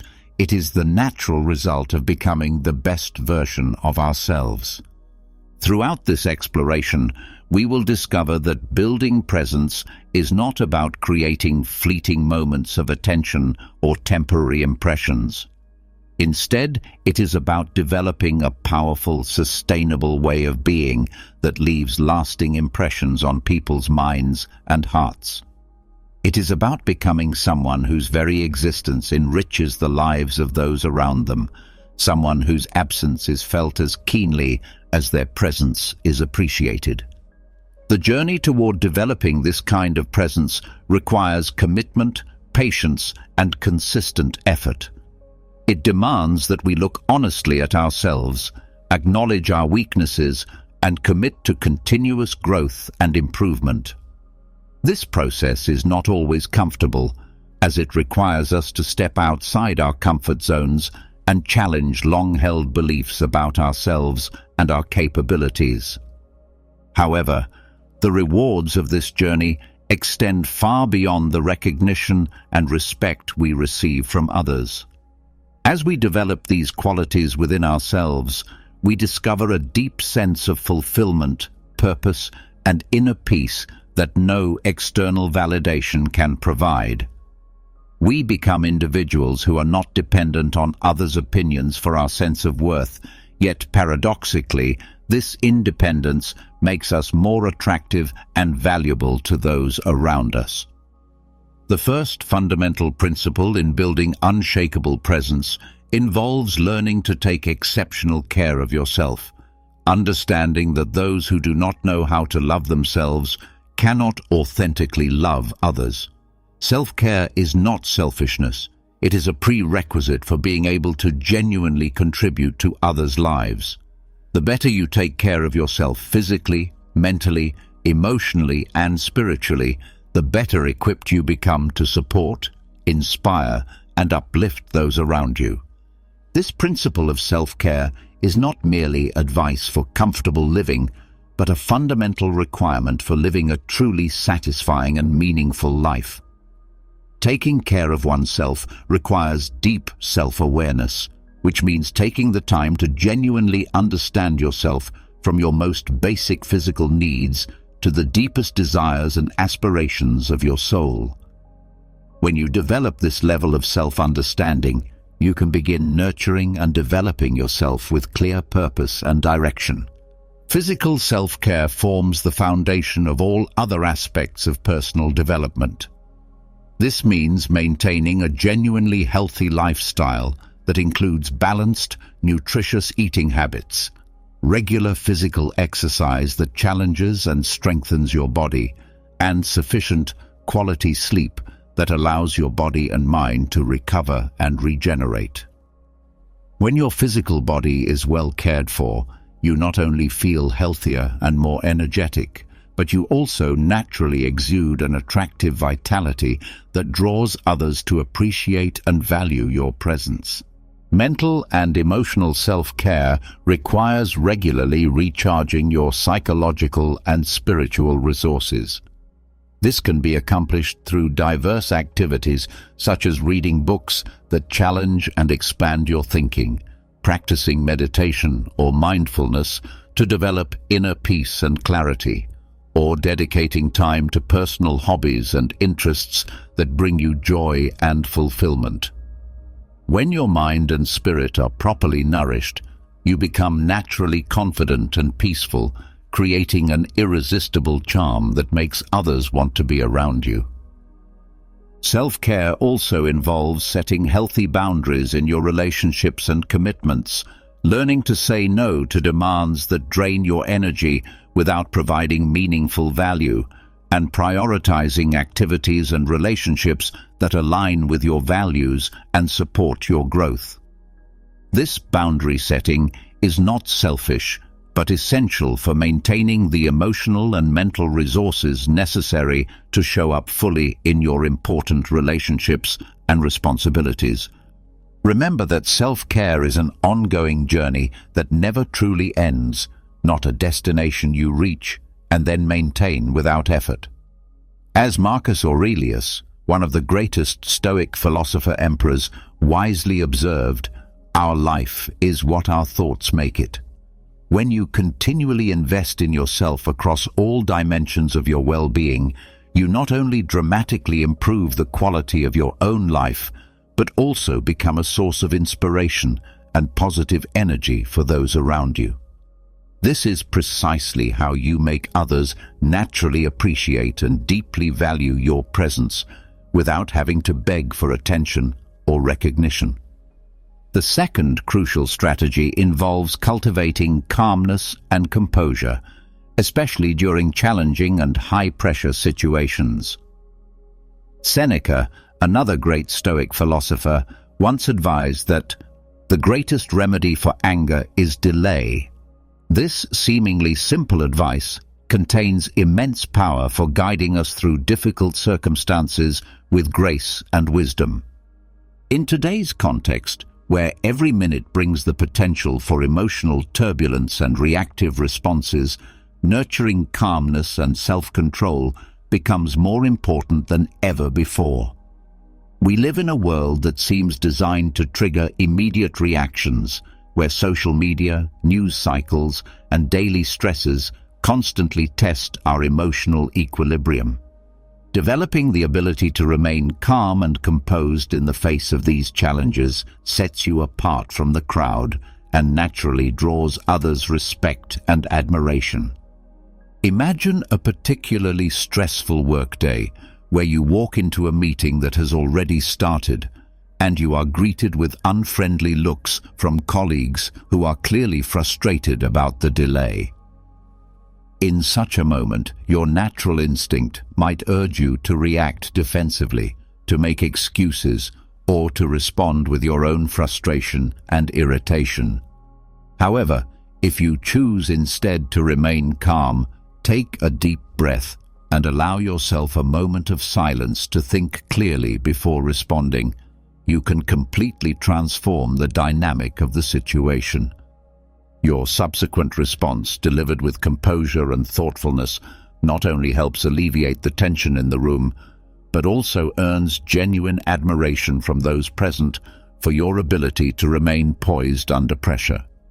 This kind of emotional regulation and self-control demonstrates a level of maturity and wisdom that people instinctively respect and value.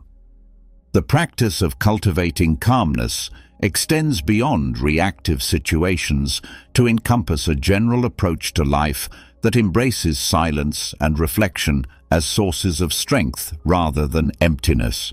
When we learn to embrace comfortable silence, we open up space for deep self-reflection and profound understanding of ourselves and the world around us. This inner stillness becomes a wellspring of wisdom that others can sense and are naturally drawn toward. Nurturing calmness and self-control is not merely a component of personal improvement, but also a pathway for connecting with timeless spiritual and philosophical values. It represents the art of living consciously and the secret to earning genuine respect and affection from others. When you demonstrate calmness in the midst of chaos and storms, you are not only adhering to a philosophy that has guided humanity for thousands of years, but also opening the door to deep respect and admiration from those around you. This quality of inner peace and emotional stability becomes confrontation mode. It simply means getting clear about what you need and what you won't tolerate. If someone consistently shows no genuine interest in your struggles, maybe they don't deserve a central place in your life. Another approach is to build your own circle of support, people who truly know how to listen and stand by you. You need those who don't require a grand explanation to show they care. Look for environments where you feel appreciated, not out of obligation, but because someone genuinely desires to be there for you. And perhaps most importantly, take care of your own emotional health. This doesn't mean becoming emotionally numb to others, but it does mean recognizing when your needs aren't being met and doing something about it. Because life isn't just about getting by, it's about living fully. Enduring the unbearable is not the goal. Some people simply don't deserve the place you've given them in your life. If you notice someone constantly dismissing your feelings, always absent when it matters, or only showing up when it benefits them, it may be time to reevaluate that relationship. At the end of the day, it's not the number of people around you that counts. It's who truly stands with you. As Gandhi said, those who value you will listen to you, and those who listen will care for you.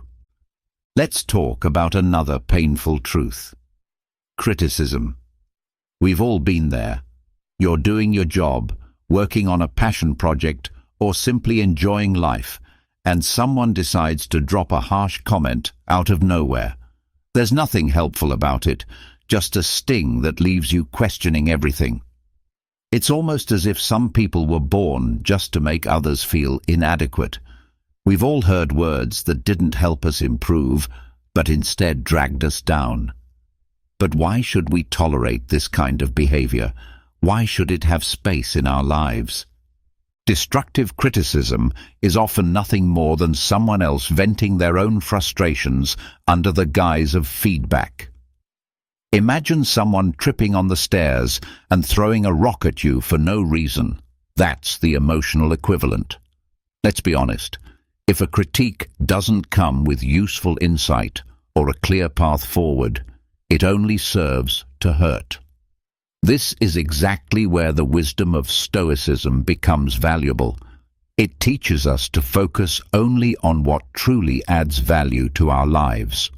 One of our biggest mistakes is giving more weight to the opinions of others than to our own beliefs and efforts. We often forget why what we're doing matters in the first place. We get so wrapped up in trying to please everyone that we end up giving anyone the power to define our worth, even those whose opinions are as helpful as a pair of broken shoes. Of course, this doesn't mean all criticism is bad. Constructive criticism, even when it stings, serves a purpose. It acts like a mirror, helping us see what needs to be fixed so we can grow. But destructive criticism is like a shattered mirror. It reflects a distorted image of who we are, and, if we're not careful, it can harm us deeply. There's no reason to accept words that tear us down without offering any way to build us back up. That's where Stoic principles can guide us. They remind us not to waste energy on things outside our control. You can't stop someone from lashing out, but you can choose how you respond. Ask yourself, does this person's opinion really matter? Do they have your best interest at heart? If the answer is no, their words deserve none of your attention. You wouldn't let background noise at a coffee shop distract you from a meaningful conversation, so treat destructive comments the same way. Tune them out.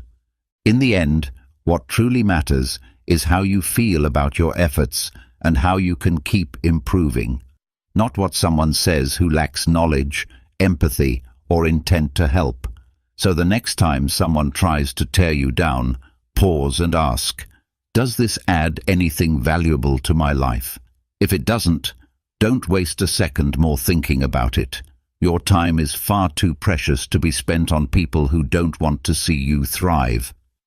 As my late father used to say, it's not your job to carry the weight of other people's bitterness.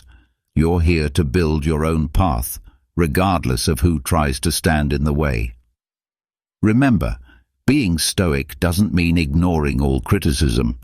It means having the wisdom to separate the useful from the toxic. Now, let's touch on something even more subtle but equally damaging: indifference. Sometimes it sneaks in as a small discomfort, a comment that unsettles you, or a strange silence from someone who once mattered. At first you brush it off, but over time it starts to gnaw at you. You begin to question whether it's normal for someone to repeatedly ignore how you feel or what you need. In a world where being strong often means tolerating everything, it's all too easy to fall into the trap of accepting indifference as a normal part of life. But let me be clear, there is nothing normal about this kind of emotional neglect. Indifference isn't always loud or dramatic. Sometimes it's quiet and routine, which makes it all the more dangerous. It's in those moments when you express your feelings and are met with nothing but silence, or when you ask for something, time, support, understanding, and receive nothing but vague promises that are never fulfilled. It's when your emotional or physical needs are repeatedly dismissed or ignored. This kind of behavior, while subtle, can be a form of abuse. Stoic philosophy teaches us that we should not rely on others' actions to find peace, but that doesn't mean we should accept being mistreated. Being stoic doesn't mean becoming a doormat. It means knowing what deserves your energy and who deserves it. So what should you do? I'm not suggesting that you turn into some emotional warrior who confronts everyone with grand speeches.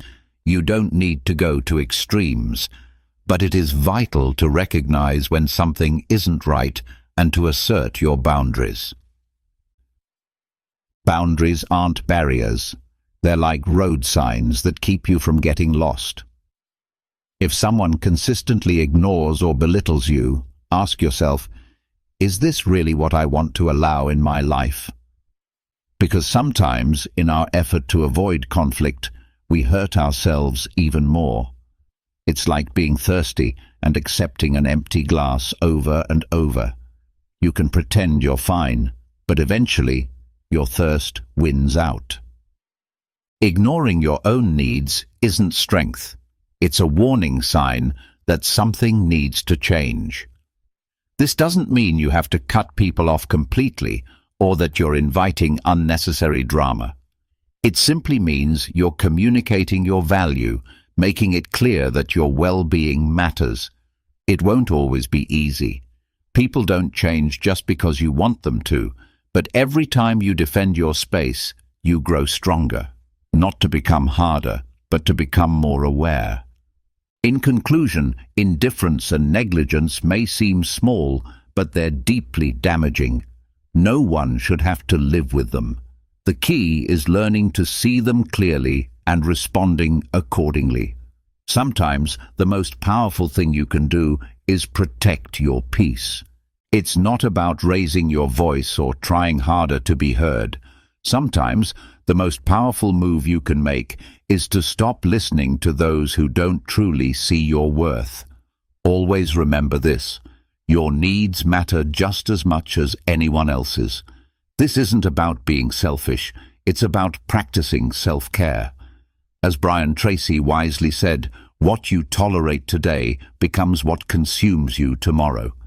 So don't allow indifference or emotional neglect to steal the space and respect you rightfully deserve.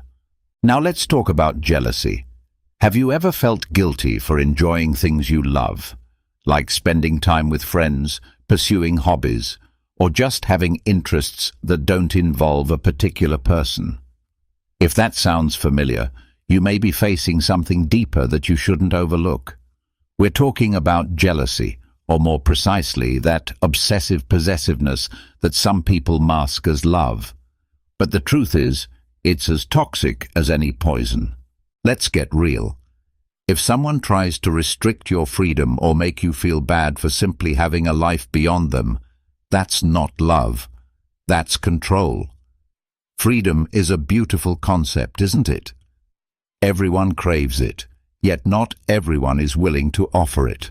Some people, especially in relationships, will try to bind you with invisible chains. They might say things like, "If you really loved me, you wouldn't need anyone else." Or, "Why do you get so excited to be with others if you already have me?" And just like that, you start to second-guess your joy, wondering if it's wrong to enjoy a simple coffee with friends or a peaceful afternoon reading alone. Here's the spoiler: it's not wrong at all. The problem is that we've been fed a flawed version of love, one that tells us we must pour every part of ourselves into someone else to prove it's real. It may sound poetic, but the truth is, love doesn't demand that much. What it really needs is respect, trust, and support. Love shouldn't suffocate you. It should help you thrive. If someone is trying to cage you inside their idea of what a relationship should be, they're not loving you. They're limiting you. The Stoic philosophers, wise as they were, understood this well. They taught that the only thing we truly have control over is ourselves, our choices, our responses, and our actions. What others think or do is out of our hands. So why give someone else the power to dictate how you feel, who you spend time with, or what lights you up inside? You weren't made to shrink yourself for someone else's comfort. Think of your life as a garden. You are the one who tends to it. The people close to you, whether they're partners, friends, or family, should act like mindful gardeners. They should know when to nurture you, when to step back, and most importantly, when to let you grow freely. You can't let someone come in with oversized shears trying to trim your spirit to fit their expectations or cram your growth into a smaller pot. It's your garden. If someone wants to be part of it, they need to respect its natural beauty, not redesign it according to their own vision. So what should you do if you realize someone in your life is limiting your freedom? First, speak up. Some people genuinely don't realize when they're being overly possessive or jealous. But be careful. If after expressing yourself, they still continue to guilt you or restrict you from living your life, it's time to reevaluate that relationship. A healthy relationship, whether it's romantic, platonic, or familial, should never strip you of your freedom. If it does, something's not right. This isn't about turning into someone who pushes others away or refuses to compromise. It's about understanding clearly that your personal freedom is non-negotiable. The people who truly care about you will know how to respect your space and honor who you are. Love, at its core, should create room for you to grow, not trap you in a box. So don't hold on to behaviors or relationships that shrink you, drain you, or make you feel guilty just for being yourself. Real love and real freedom give you the space to expand, not to be confined. And the next time someone tries to clip your wings, remember, genuine connection stems from respect, not control. I truly want you to hold on to this message because it can make a real difference in your life. Remember, true love doesn't rely on cages or constraints to feel secure. A soul with free wings always returns out of choice, not obligation. If you've stayed with me this far, leave a comment saying, "I don't intend to hold on to anyone's nonsense." I'd love to hear your stories and how you've navigated similar situations. Subscribe, activate the notification bell, and leave a comment. Your engagement helps YouTube understand that this kind of content resonates with people like you. It's what keeps us inspired to create more of it in the future. Don't forget to check out the last 2 videos we recommended. I genuinely appreciate your time, and I'll see you in our next video. Top of form, bottom of form. Let's be clear, your life is filled with things that don't serve you. These things hold you back and drain your energy, yet have you ever stopped to consider why you keep carrying them?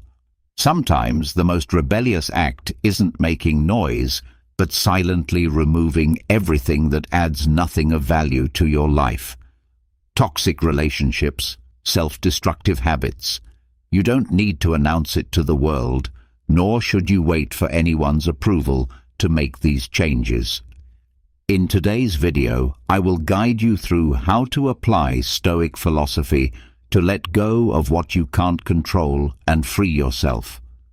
Life is too short to remain trapped by the expectations of others. I will show you, step by step, how to eliminate the 10 things that are undoubtedly causing chaos in your life.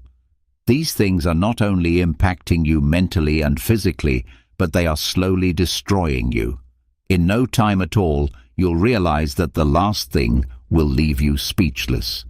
So begin today in silence with no excuses. Ultimately, what you leave behind says far more about you than what you desperately try to hold on to. Are you ready to truly start living? But before we dive into the lessons, let me share a story that will help you better understand the wisdom contained in this material. In a remote seaside village lived a young fisherman named Eleanor, who was well known for her ability to navigate the roughest waters and fish on even the most challenging days. Over the years, Eleanor had accumulated a large number of broken nets and tools that she no longer used, but she kept them out of habit. Despite this, Every time she set out to sea, her small boat was cluttered with unnecessary items that hindered her work. One day, as she prepared for a long day on the ocean, a strong storm broke out. The waves were battering her boat, and Elena realized that the excess baggage she was carrying was severely limiting her ability to maneuver. For hours, she fought the storm, but she couldn't shake the feeling that her real enemy wasn't just the waves, it was the unnecessary burden she was carrying. In a moment of clarity, Elena made a difficult but necessary decision. She began to throw away everything that was no longer useful. First, the broken nets, then the frayed ropes, and finally, even some personal items she had kept out of attachment. With each item that left her boat, it grew lighter, and she could maneuver with ease. The waves were still crashing hard, but now Elena no longer felt trapped by the weight of the past. Thanks to her actions, she was able to stay afloat, and when the storm finally subsided, she made it back to port, exhausted but safe. When her fellow fishermen asked how she had survived, Elena responded with a calm smile, saying, "There are times in life when we cling to things we don't need, objects, memories, or people, that only add weight to our journey. Only when we let go of what's unnecessary, silently and without drama, do we find the freedom to move forward." The moral of this story is that in life, we must silently eliminate many things in order to continue. Sometimes the load we carry hinders us from moving forward, and only by letting go can we discover our true path. Now, before we begin, if you find these videos helpful, I encourage you to subscribe and turn on notifications so you can stay updated with the latest content. Let's dive into the first lesson. The first thing to eliminate is the fear of others' opinions. Have you ever stopped to think about how many decisions you've made simply out of fear of what others might think? That fear sneaks into your life and prevents you from being yourself, as if you're living on stage under the critical eye of an audience that likely isn't even paying attention. The truth is, people are usually too caught up in their own insecurities to judge you, but still, you feel paralyzed by the fear of others' judgment. This fear is one of those silent parasites that latch onto your dreams, whispering in your ear whenever you think about doing something bold or different. What will they think? And suddenly, you change your course. You start living in ways that please others, even though they may not be in your inner circle, and in doing so, you lose sight of who you really are. This is how this fear works. It pushes you to please people you might not even know well, as if your internal compass is misaligned. Instead of following the path your intuition points to, you follow society's expectations. You put on the mask that fits the moment, at work, with friends, and even on social media. But where is the real you beneath all the fake smiles and borrowed opinions? Sometimes, the fear of what others will say is more subtle. It disguises itself as caution, as if saying, "It's not the right time," or "Maybe I'm not good enough."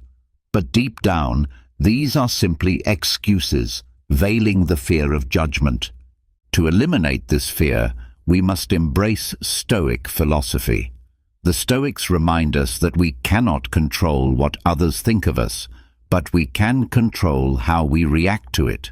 It sounds simple, but it isn't easy. It requires constant self-reflection and courage.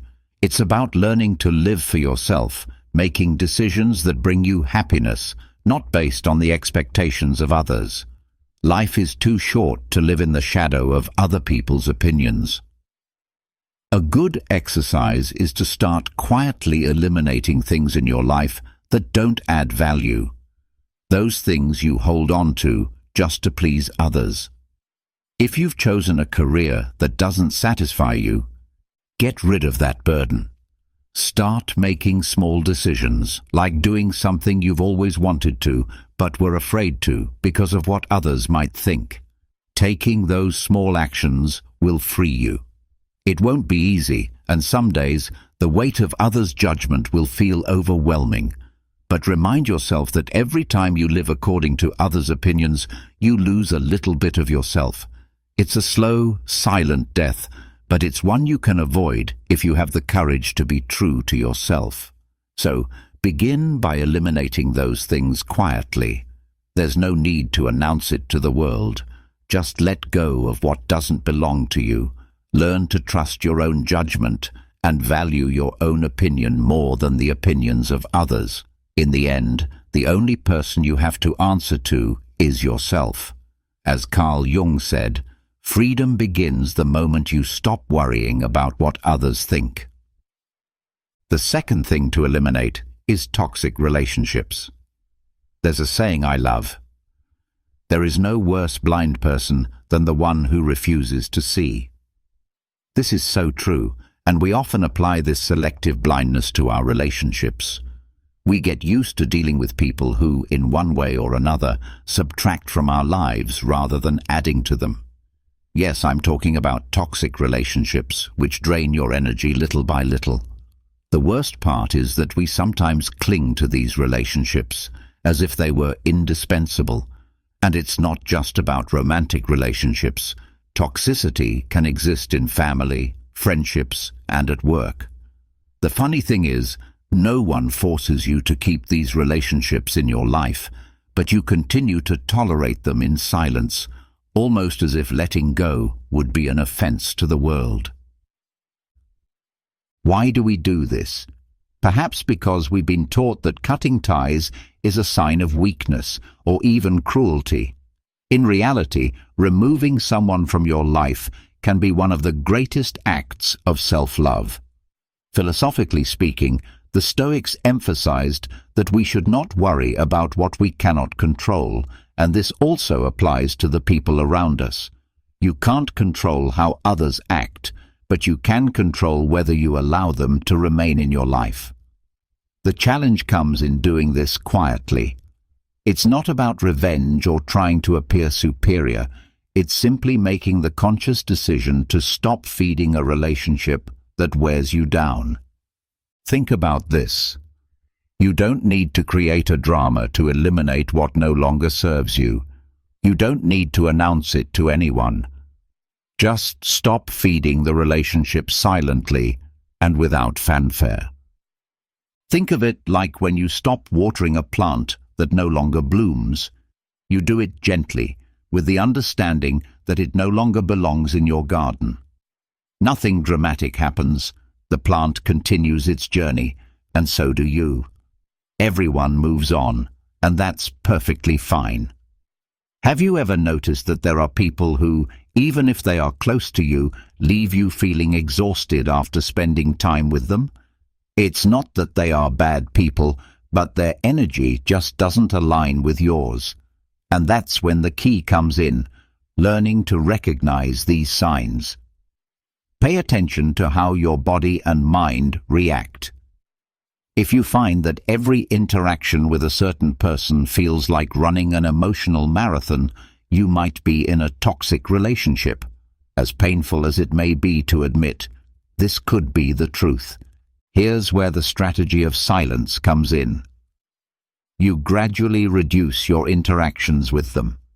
You stop seeking out contact. You distance yourself quietly. There's no need for dramatic gestures or heated arguments. You simply stop being available. This is liberating, not because you are turning your back on the world, but because you are choosing to prioritize your own well-being. Self-love isn't just about loudly saying no. Sometimes it's about quietly saying enough. To identify these relationships, consider this. If seeing a message from them causes a knot in your stomach, or if spending time with them leaves you more drained than an entire week of work, or if you always find yourself giving without receiving anything in return, then you have your answer. Once you see it clearly, The process of elimination begins. Let it go quietly, without drama, without unnecessary explanations. Just move forward.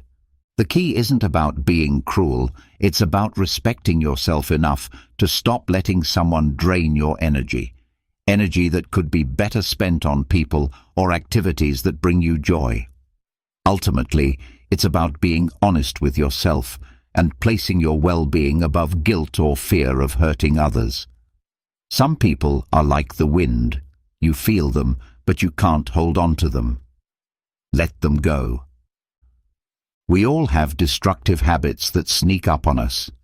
They start as small, seemingly harmless actions, but over time, they erode our mental or physical peace. I've fallen into that trap many times, doing little things that appear harmless at first, but, without realizing it, wear us down like a constant drip of water wearing away at a rock. What if these habits are the rocks in our daily lives?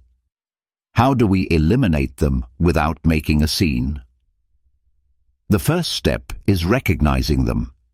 It's hard to pinpoint what bothers us about others, but when it comes to ourselves, it becomes easier. You wake up in the morning and, without thinking, reach for your phone. It's not for anything important, just out of habit, as if your finger is programmed to swipe the screen before your mind has even fully woken up. It feels harmless at first, but after a while, you realize you've spent 20 minutes scrolling mindlessly, your head already filled with distractions before your feet even hit the ground. This is just one example, but we do this with so many things. The extra cup of coffee that wasn't necessary, the conversation you shouldn't have had, the TV show that adds nothing but you continue to watch out of habit. These small things, over time, begin to chip away at your well-being. Eliminating these habits is no easy task. How many times have you promised yourself to quit doing something only to find yourself doing it more? It's like saying, "Tomorrow I'll start," but tomorrow comes, and it's just another day of excuses. This is where the Stoics' wisdom comes in. They taught that great changes don't happen suddenly, but in small, almost imperceptible steps. These steps are silent. You don't need to announce your intention to change to the world, nor do you need grand gestures. The key is in awareness. When you notice yourself reaching for your phone without thinking, simply stop. You don't need to throw the phone out the window, though that might feel cathartic. Just stop, breathe, and do something else. When you realize you're reaching for a third cup of coffee, ask yourself, do I really need this, or is it just out of habit? If it's the latter, put the cup down. Sometimes eliminating these habits is as simple as catching yourself at the right moment and making a small change. You don't need drama or monumental shifts to stop self-destructive habits. It's about consistency and silence. These small changes, like a drop of water over time, gradually polish away the rough edges. If you ever feel like you're not making progress, remember that what seems like a small effort now will, over time, become a great victory. You might not notice it immediately, but it's like planting a seed and forgetting about it until one day you realize a tree has grown. This is how small changes work in our lives. So, the next time you identify one of those habits that subtracts more from your life than it adds, eliminate it silently. No need for a grand announcement or dramatic gestures. Just let it go step by step, drop by drop. As Epictetus said, true change makes no noise. It just happens. Now, let's talk about the desire to control everything. Have you ever felt that if you don't have complete control over everything happening around you, the world will somehow fall apart? I understand. We like to believe that if we can organize everything down to the last detail, If we anticipate every possible outcome, life will run smoothly like a perfectly well-oiled machine. But that is an illusion. The more we try to control things, the more we feel like we are losing balance. The truth is, trying to control everything is a mental prison, one that we build piece by piece each time we believe that if we just try harder, things will go exactly as we expect. But the universe doesn't work like that. Stoic philosophy teaches us that the key is not to try and control what we cannot, but to let go of what is unnecessary and focus on what truly depends on us. Think about it. We try to control the time, the opinions of others, the reactions, the outcomes, all of these things that are beyond our control. It's like trying to stop the tide with your hands. It's nonsense. Yet, we do this constantly, and when things don't go as planned, we get frustrated and angry, as if some cosmic injustice is at play. It's ironic, isn't it? Imagine that you're carrying a backpack, and every time you try to control something that's beyond your reach, you add a stone to it. At first, the weight may not bother you too much, but over time, that backpack becomes heavier and heavier, eventually crushing you. Wouldn't it be better to get rid of those stones and make space for what really matters? Things that you can control, like your emotions, your actions. You need to learn to let go of the things that don't depend on you. For a long time, I was obsessed with anticipating every possible negative outcome in my life. If I had a work meeting, I was already mentally preparing for every awkward question. If I was meeting friends, I worried about whether the venue would be right. I was constantly stressed, imagining all the things that could go wrong. And of course, most of them never happened. Over time, I realized that this obsession with controlling every detail wasn't giving me more control. It was just giving me more anxiety. Slowly, I began to trust more in the process of life. Things still happened, sometimes in the way I hoped, sometimes not, but I felt lighter because I had stopped carrying the weight of everything that wasn't up to me. Learning to trust life doesn't mean being passive or irresponsible. It's about having the maturity to accept that there are things beyond our control. And that's okay. Letting go doesn't mean lying down and letting life pass you by. It means making space for the unexpected, for the surprises that come from things you can't control. And by letting go, you take control in a much more powerful way. As Marcus Aurelius reminds us in his Meditations, real power lies in the ability to release what we cannot control. One of the most draining things we try to hold on to is our unrealistic expectations. I don't know about you, but I spent a large part of my life trapped in the belief that I had to be perfect. No one ever directly demanded perfection from me, yet somehow it was always there, lingering in the background, embedded in well-meaning compliments and subtle glances of approval. The unspoken comparisons, the pressure to be what others expected, became intertwined with the belief that success meant living up to both external expectations and the sky-high standards I had set for myself. But here's the truth. Striving to meet unrealistic expectations is like trying to fill a bottomless well with a bucket that leaks. You keep trying, pouring yourself out over and over, only to end up drained and discouraged. And what are you left with? A tired soul standing over a shallow puddle of frustration. What makes it worse is that many of these expectations don't even originate from us. They come from family, friends, society, and we accept them, thinking that the path to becoming better means we must live up to them. Let me ask you something. How many times have you felt deeply disappointed for not achieving something you never truly wanted in the first place. We set our sights so high that when we fall short, we feel like failures. If I'm not the best at work, the most loving partner, the perfect friend, or the ideal child, then what's left of me?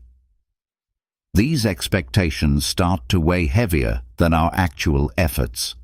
It's like running a race with a backpack full of rocks. You move slower, get tired faster, and even if you reach the finish line, it feels like you crawled there. That's why I find Stoic philosophy so enlightening. It teaches us that we can't control how others perceive us or whether life unfolds in our favor. What we can control is how we respond to it.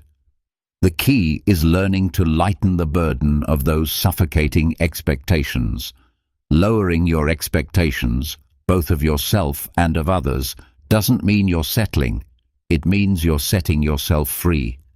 You're breaking away from that constant need to accomplish the impossible and allowing yourself to simply be and move forward. Of course, this transformation doesn't happen overnight. I'm not saying you should toss all your expectations out like yesterday's trash. Think of it like cleaning out a closet full of old clothes. You start by picking out what doesn't fit you anymore, what you never really liked, and piece by piece, you let go. Sometimes it's hard to get rid of something you believe you might use again, but deep down, you know you won't. Expectations work the same way.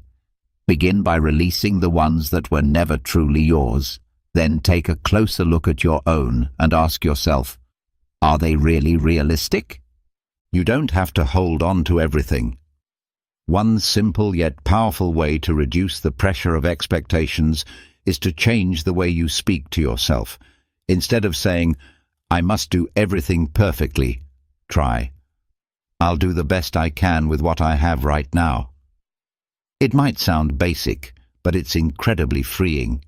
It gives you space to make mistakes, to be human, and to grow without that looming pressure. And another trick.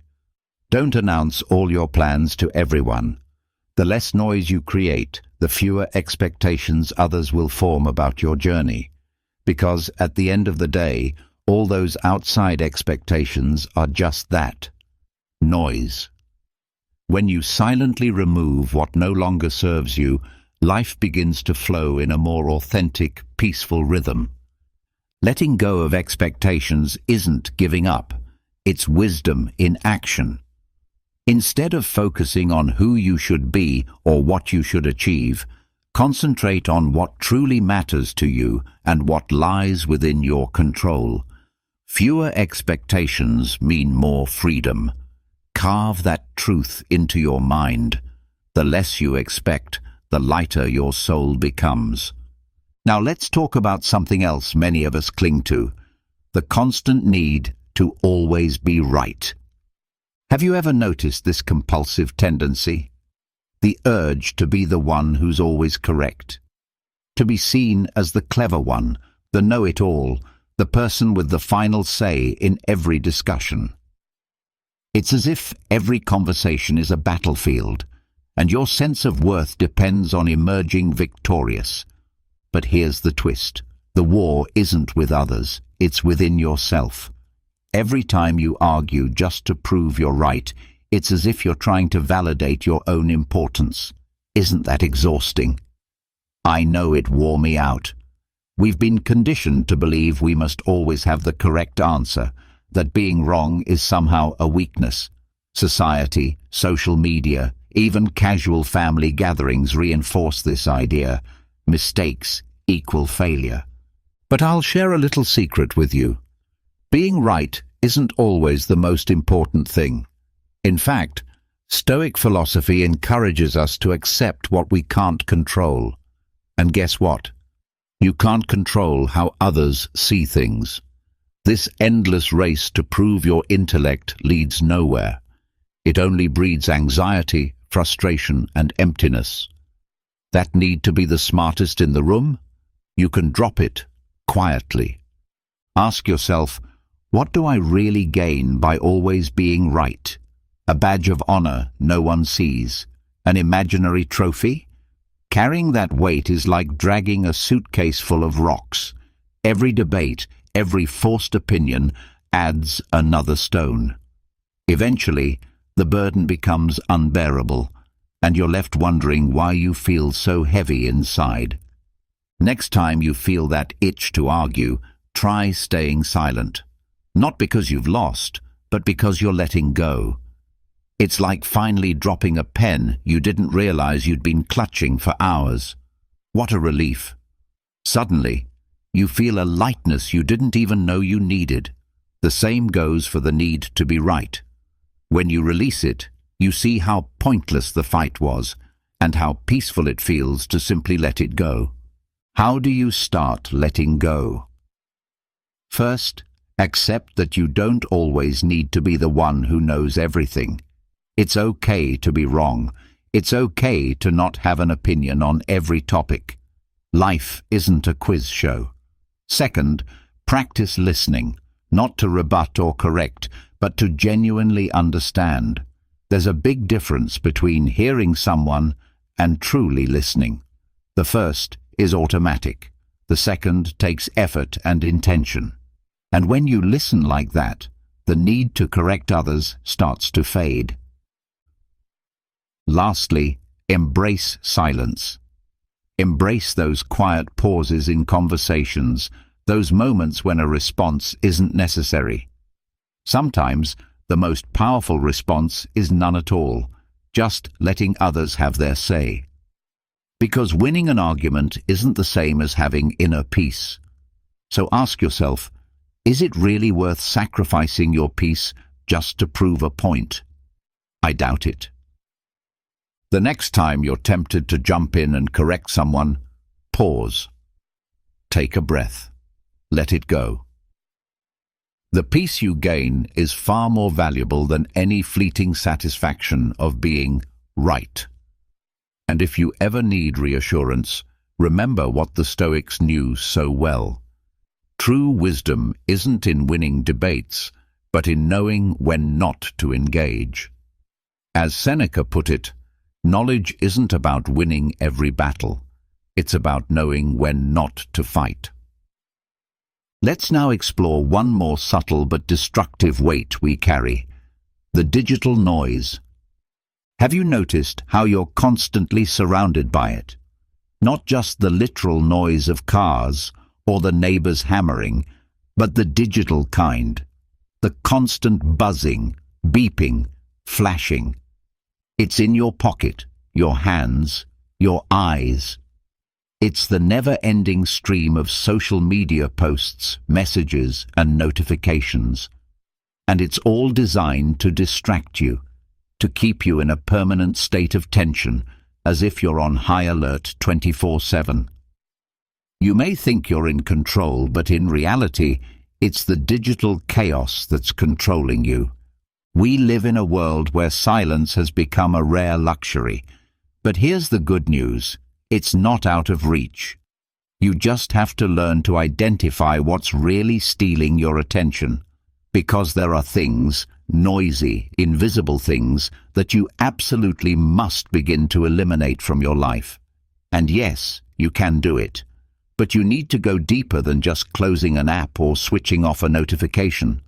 That's like trying to put out a wildfire with a single cup of water. You need to be bold. You need to be deliberate. The Stoics knew that inner peace was everything, and that peace can't exist in a mind drowning in digital distraction. So what should you cut out? Let's start with social media. I know it sounds like a cliché, but believe me, the more people you follow, the more noise you allow in. I'm not saying you need to disappear from the internet, but you seriously need to ask yourself, do you really need to know what your sister's friend's cousin did on their vacation? Get rid of all of it, without hesitation. Be ruthless about protecting your peace, because every extra piece of digital clutter is a barrier between you and a quieter, calmer life. And you deserve that peace. You deserve to hear your own thoughts again. You deserve to live without the constant noise. Silently eliminate what doesn't serve you, and watch your life shift. Watch it slow down. Watch it open up. Just like someone who cleans out their closet, tossing out things that no longer serve a purpose or should have never been there in the first place, you can start fresh. Begin with something seemingly small. Notifications. This is where things start to get interesting. Why do you let your phone interrupt your flow every couple of minutes? Each time it vibrates or dings with a message, your brain leaps into action, dragging your attention away. It doesn't just steal your time, it drains your mental energy too. So do this. Disable every non-essential notification. At first, you'll probably feel a wave of anxiety, as though you're missing out on something crucial. But give it time. Eventually, you'll realize how freeing it is to regain control over when and how you engage with your phone. You'll thank yourself for it. That nagging fear of missing out, FOMO, as we call it, has become one of the great villains of modern life. We live tethered to the idea that if we aren't constantly connected, we're losing out on something significant. But here's an uncomfortable truth. The things that truly matter are not found on your screen. They exist in your surroundings, in the people you're with, in the quiet, unnoticed moments you miss while waiting for the latest viral post. So release that fear. Stop trying to be everywhere at once, because the more you try to grasp it all, the more you miss out on what's truly worthwhile. Once you begin to let go of all that digital noise, something amazing happens. You start to hear what really matters. Digital silence becomes the gateway to reconnecting with yourself, your thoughts, and your true priorities. That's where Stoic philosophy gently steps in.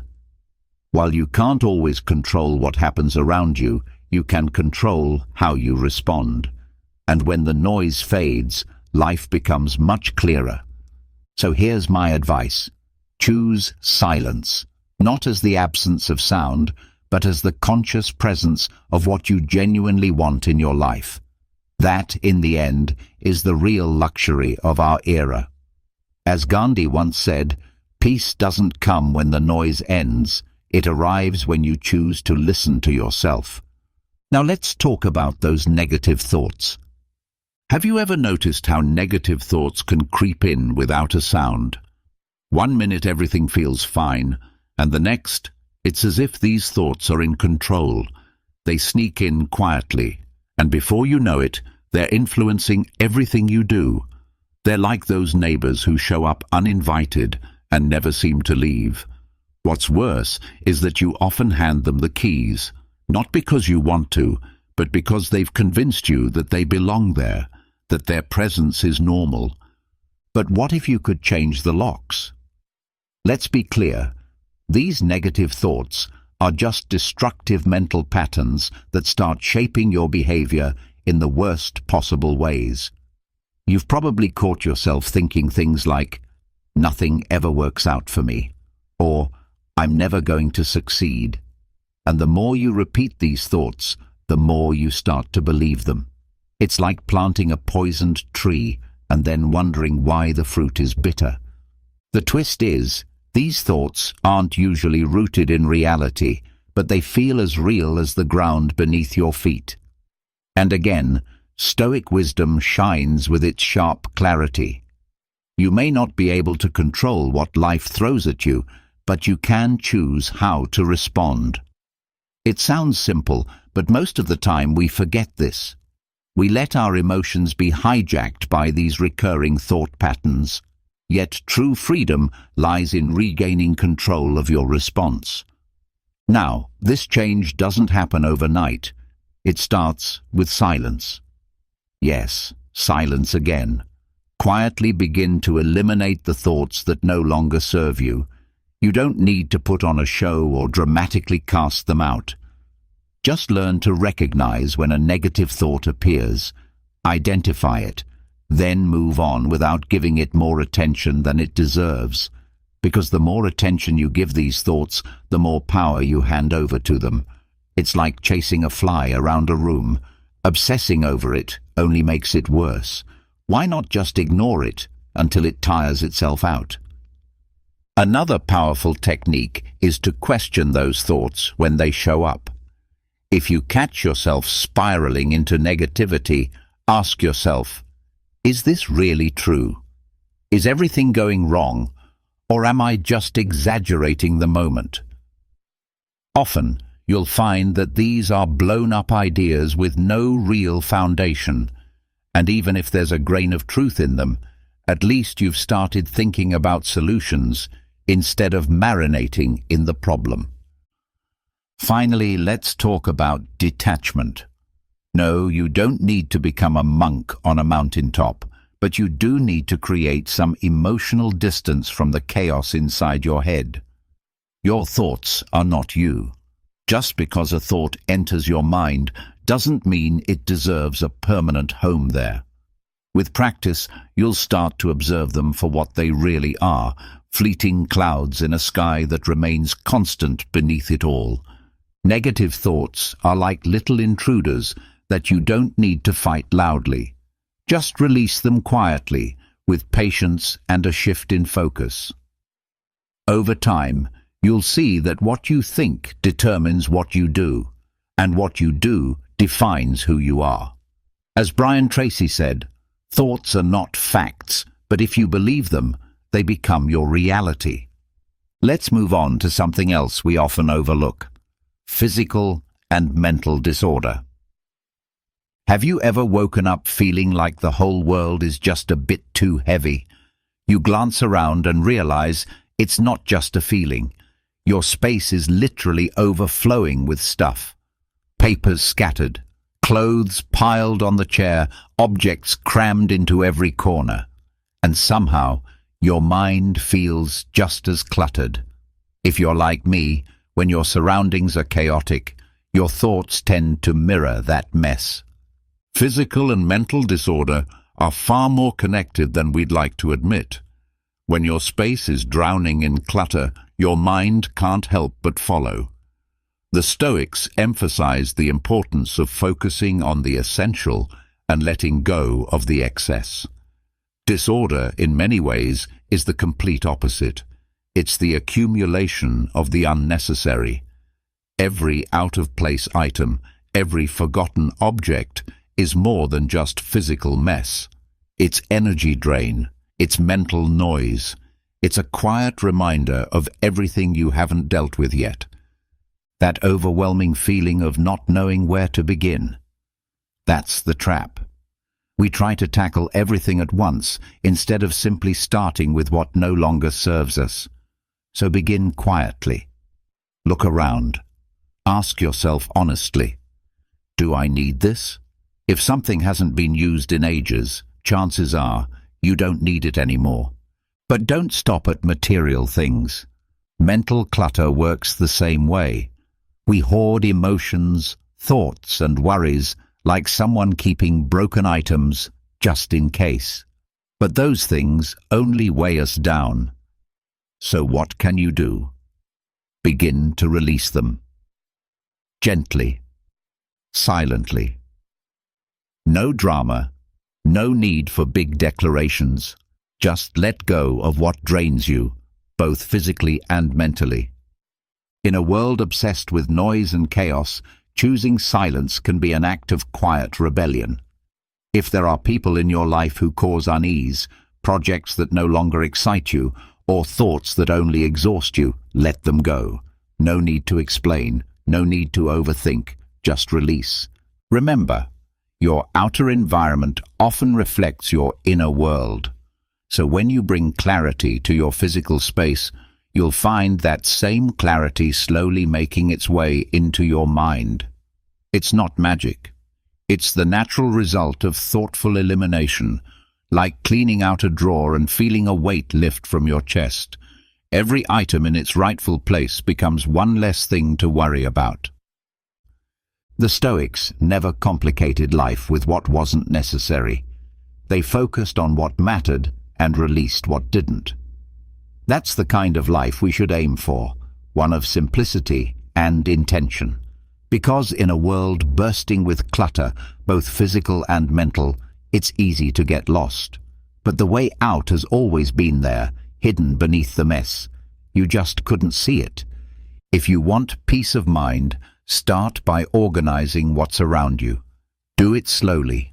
Do it quietly.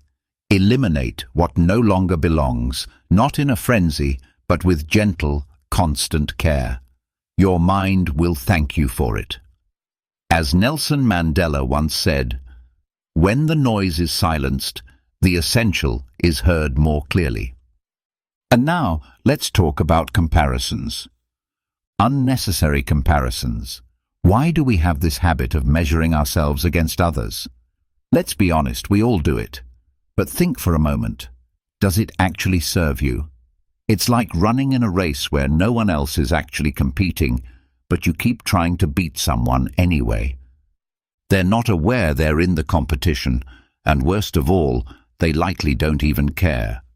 And yet, there you are, inside your head, analyzing every step, every stumble, every tiny bit of progress.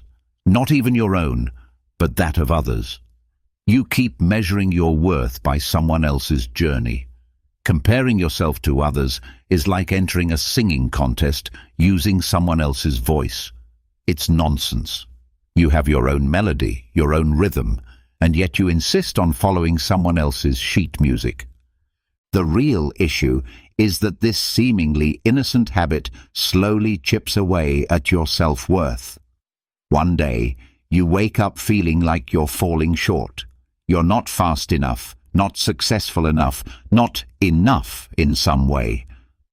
And all of that stems from spending more time watching what's happening on the sides than focusing on what's ahead. The truth is, life isn't a sprint. It's more like a journey by boat. You decide the route, the pace, and the stops.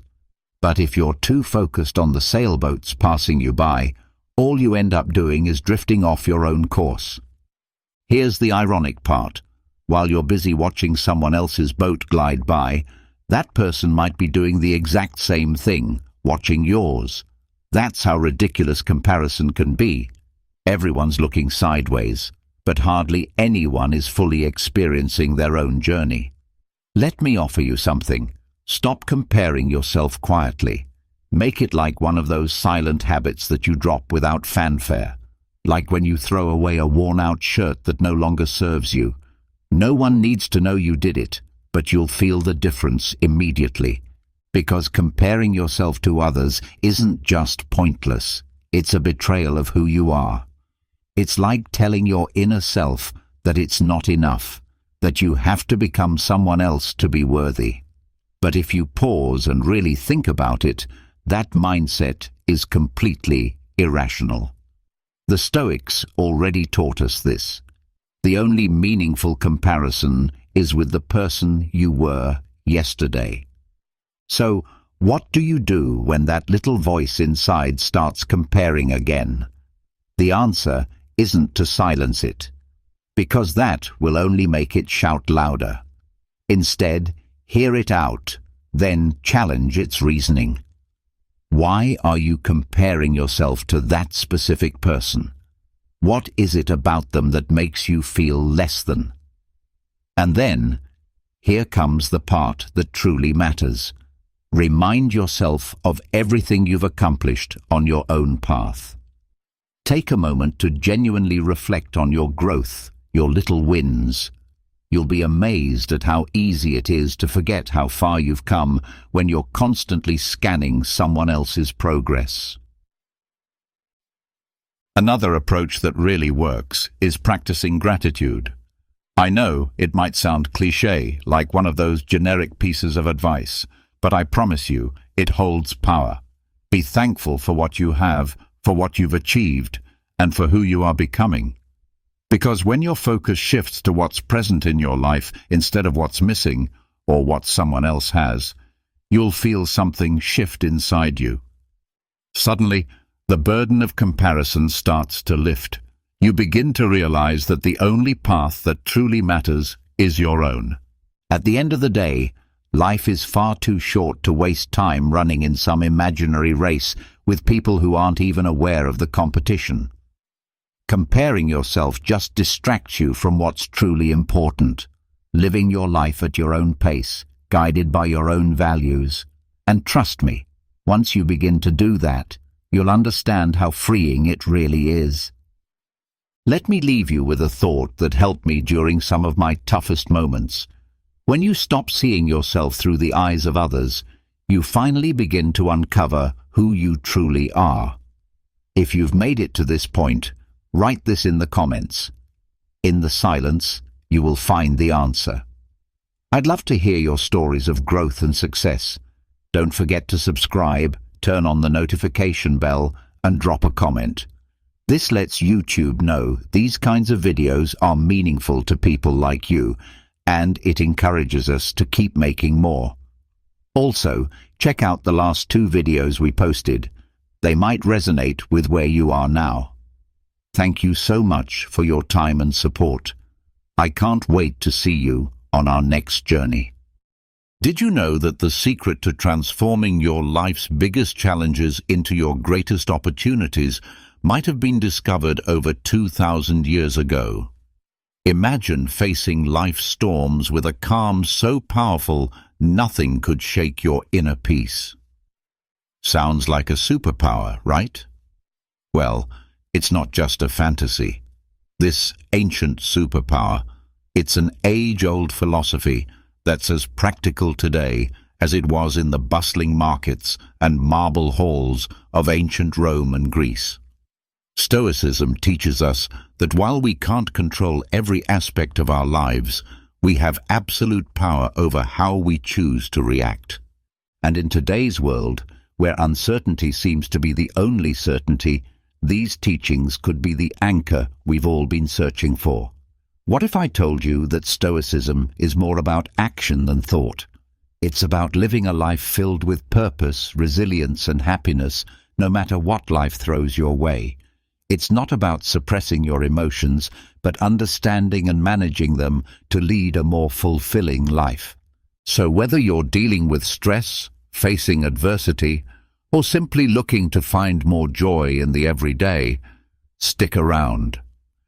Today we're diving deep into Stoicism, uncovering its timeless wisdom and discovering how it can transform not just the way we think, but the way we live. If you're eager to embark on this journey of transformation, don't forget to subscribe, share, and hit that like button. Stick with me till the end without skipping, because every moment of this video is a step towards uncovering the Stoic wisdom that can change your life. Focusing on what's in your control. Have you ever found yourself stuck in traffic, fuming over the delay, or scrolling through your phone only to get upset over a negative comment someone left on your post? It happens to the best of us. It's almost like our day-to-day life is filled with these little tests, challenging our mood and our peace of mind at every turn. But here's a game-changing perspective from the world of Stoicism that can turn all that frustration on its head. Stoicism, this incredible philosophy that dates back to ancient Greece and Rome, hands us this powerful tool, focusing on what's in our control. The great Stoic philosopher Epictetus once said, "It's not what happens to you, but how you react to it that matters." Think about that for a second. Traffic, bad weather, negative comments, these are all outside our control. We can't change them, no matter how much we wish we could. What we can change, however, is how we react to them. This idea isn't just ancient wisdom, it's backed by modern psychology too. Carl Jung, a giant in the field of psychology, famously stated, "I am not what happened to me. I am what I choose to become." This aligns perfectly with the Stoic practice. It's about recognizing that the only real power we have is over our own reactions, thoughts, and actions. Let's break it down a bit. Say you're in that traffic jam, late for an important meeting. You can spend that time stewing in anger, honking your horn, and stressing out, which, let's be honest, won't make the cars ahead move any faster. Or you can take a deep breath, accept the situation, and maybe use the time to listen to a podcast, an audiobook, or simply enjoy some music. The traffic hasn't changed, but your response to it has. And with that shift, your stress levels drop, and your day looks a bit brighter. This Stoic principle of focusing on what you can control extends far beyond just dealing with traffic or weather. It applies to our personal goals, our reactions to others, and our approach to obstacles in life. As Marcus Aurelius, another Stoic heavyweight, reminds us, you have power over your mind, not outside events. Realize this, and you will find strength. So next time you find yourself getting worked up over something outside your control, remember these wise words from our Stoic friends. Ask yourself, is this within my control? If it's not, let it go. Focus on your reaction, your mindset, and your actions. This simple shift can have a profound impact on your stress levels and overall happiness. It's not always easy, but it's worth practicing every day. Remember, it's about progress, not perfection. And as we learn to focus more on what's in our control, we'll find ourselves not just surviving life's challenges, but thriving in spite of them. Stoicism teaches us the art of embracing obstacles as opportunities. It sounds counterintuitive, right?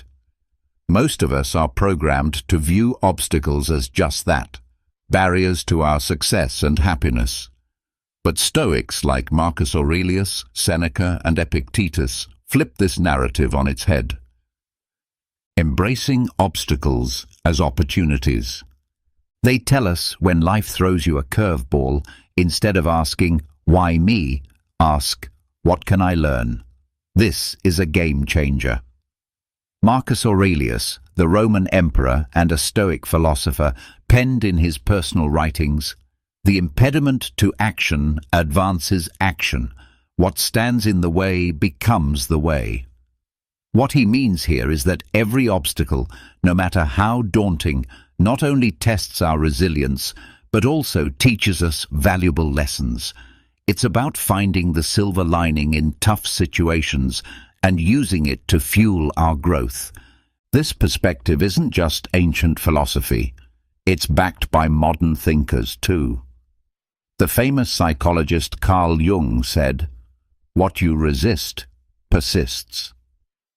By fighting against obstacles, we give them more power over us, but by accepting and learning from them, we can overcome them.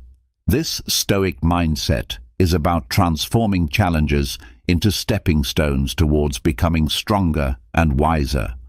Let's make it practical. Say you're facing rejection from job applications. It's easy to fall into a spiral of self-pity and doubt, but what if you viewed each rejection as feedback? Maybe there's a skill you need to improve or a new strategy for your job search. That shift in perspective can turn a series of rejections into a path for professional development. Another example is personal conflicts. They're uncomfortable and stressful, but they also offer a chance to practice patience, empathy, and communication skills. Every disagreement is an opportunity to understand different viewpoints and to refine our conflict resolution abilities. The essence of embracing obstacles as opportunities lies in asking ourselves, what can this situation teach me? Instead of being passive victims of circumstance, we become active learners and problem solvers. This doesn't mean that facing obstacles becomes easy, but it does mean that we approach them with a mindset geared towards growth and learning. Epictetus once said, "It's not what happens to you, but how you react to it that matters." This is the heart of Stoicism.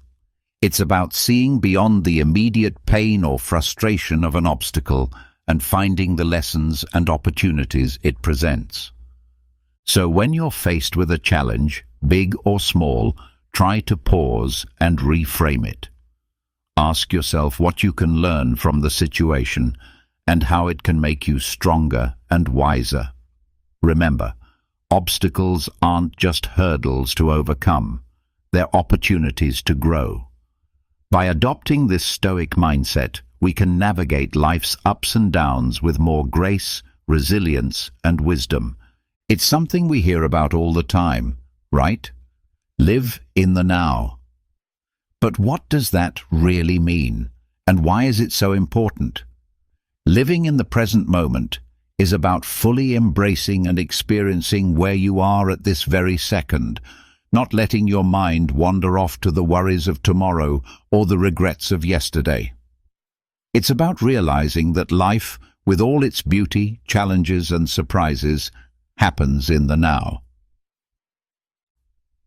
This concept isn't new. It's been a cornerstone of Stoic philosophy, echoed by great minds like Marcus Aurelius, Seneca, and Epictetus. And it's been reiterated by modern psychologists and thinkers. Let's start with the Stoics. Marcus Aurelius once said, "Do not dwell in the past. Do not dream of the future." Living in the present moment. Concentrate the mind on the present moment. He understood that the power of living in the present lies in its ability to ground us, to clear our minds of distractions, and to allow us to appreciate the richness of life as it unfolds. But why is it so hard to stay present? Our minds are often cluttered with thoughts, worries about what's next, or replaying things that have already happened. This constant mental noise pulls us away from the beauty and potential of the here and now.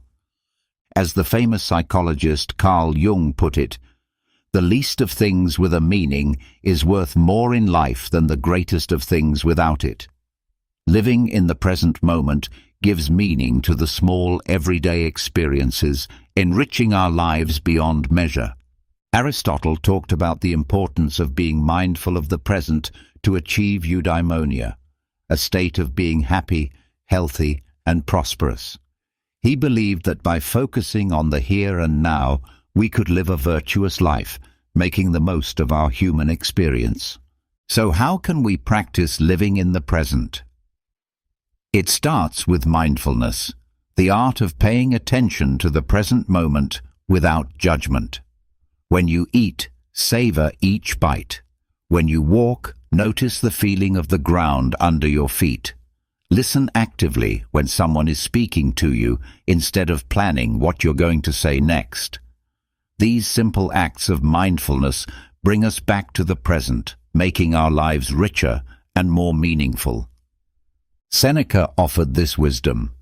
True happiness is to enjoy the present without anxious dependence upon the future. He understood that anxiety about what's to come or what has been only serves to diminish our happiness in the now. Living in the present isn't about ignoring the future or forgetting the past. It's about finding a balance where we learn from our past and plan for our future without letting those activities consume our present. It's in this balance that we find peace and contentment. Remember, every moment is an opportunity to reset and refocus on the now. It's in the present that we live, love, and make memories. So let's make a conscious effort to be more present in our lives. Let's cherish the now, for this moment right here is where life truly happens. I know the word self-discipline might bring to mind images of rigid schedules and a life devoid of fun, but let's reshape that picture together. Self-discipline is not about restricting your life. It's about empowering yourself to make choices that align with your deepest values and long-term aspirations. It's choosing what's right for you, not what's easy in the moment. At its core, building self-discipline is about mastery over ourselves.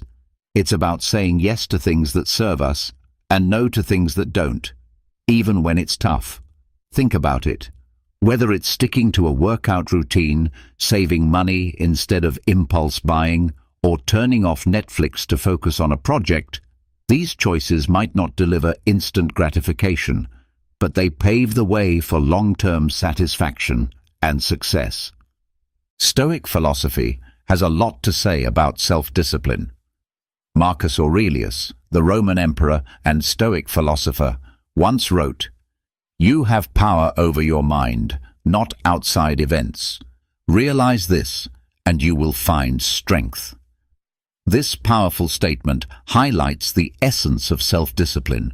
It's about controlling our impulses, building self-discipline, emotions and actions despite the external temptations and distractions that life throws our way. Seneca offers wisdom on the subject too. He advises us to be steadfast and control our desires rather than being controlled by them. He understood that true freedom comes from within, from our ability to govern ourselves and our appetites. But why is self-discipline so critical? Aristotle, the ancient Greek philosopher, sheds light on this. He believed that we achieve excellence and virtue through habit. By practicing self-discipline, we cultivate habits that lead us toward our best selves. It's not about occasional acts of willpower, but about consistently making choices that reflect our values and goals. Building self-discipline also ties into modern psychological understanding. Carl Jung, a pioneer in psychology, emphasized the importance of integrating all aspects of our personality to live fully. This integration requires self-discipline, as we must navigate the desires of different parts of our psyche, choosing paths that contribute to our overall well-being and growth. So how can we build self-discipline in our daily lives? Start small. Pick one area you want to improve, whether it's your diet, exercise routine, or spending habits. Set clear, achievable goals and take it one day at a time. Remember, every time you make a choice that aligns with your goals, you're building the muscle of self-discipline. Epictetus reminds us, "No great thing is created suddenly." Self-discipline is built through small, consistent actions. It's about progress, not perfection. Every day presents new opportunities to practice self-discipline, to choose actions that move us closer to who we want to be. Building self-discipline is a journey. It's about finding balance between what we want now and what we want most. It's about making choices that might be hard in the moment, but will bring us closer to our goals, happiness, and peace in the long run. So let's commit to this journey together, supporting one another in choosing what's right, not what's easy. Remember, in the realm of self-discipline lies the path to achieving our dreams and living a life we truly love. When life throws its curveballs, we all experience a whirlwind of emotions. Feeling angry, sad, or frustrated is a natural part of being human. But here's the kicker. It's not just about the emotions we feel, it's about how we handle them. That's where the magic of emotional resilience comes in. Emotional resilience is like this superpower that allows us to navigate through life's storms with grace and come out stronger on the other side. It's about acknowledging our emotions, understanding them, and then taking positive steps to move forward rather than being swept away by the tide of our feelings. The Stoics had a lot to say about this. Marcus Aurelius, for example, reminds us, "You have power over your mind, not outside events. Realize this, and you will find strength." This profound insight touches the essence of emotional resilience. It's about recognizing that while we might not have control over what happens to us, we have control over how we respond. Developing emotional resilience. Our emotions don't have to control our actions. Seneca offers wisdom on facing adversity without losing our composure. He teaches that life's hardships are tests of our character and resilience. By facing our feelings with understanding and patience, we can grow wiser and more robust. But how do we develop this emotional resilience? It starts with self-awareness. Being mindful of our emotions and reactions helps us understand ourselves better. It's okay to feel what we're feeling, but instead of reacting impulsively, we can choose to respond in a way that aligns with our values and long-term well-being. Aristotle spoke about the golden mean, finding the balance between excess and deficiency. This concept applies beautifully to emotional resilience. It's about finding a balanced response to our emotions, not suppressing them or letting them overpower us. Carl Jung, a pioneer in psychology, emphasized the importance of integrating all aspects of our psyche to achieve wholeness. Part of this process involves confronting our emotions, understanding them, and learning from them. This is at the heart of developing emotional resilience. So what can you do when you're in the grip of strong emotions? First, give yourself permission to feel. Acknowledge your emotions without judgment. Then, take a step back and try to understand what triggered these feelings. This reflection can provide valuable insights into your emotional patterns and triggers. Epictetus said, "It's not what happens to you, but how you react to it that matters." This is a powerful reminder that our reactions to our emotions can shape our experiences. Instead of being reactive, we can choose to respond in a way that is constructive and healing. Developing emotional resilience is a journey. It involves practicing mindfulness, self-reflection, and patience. It's about building a toolkit of coping strategies like journaling, talking to a trusted friend, or practicing relaxation techniques.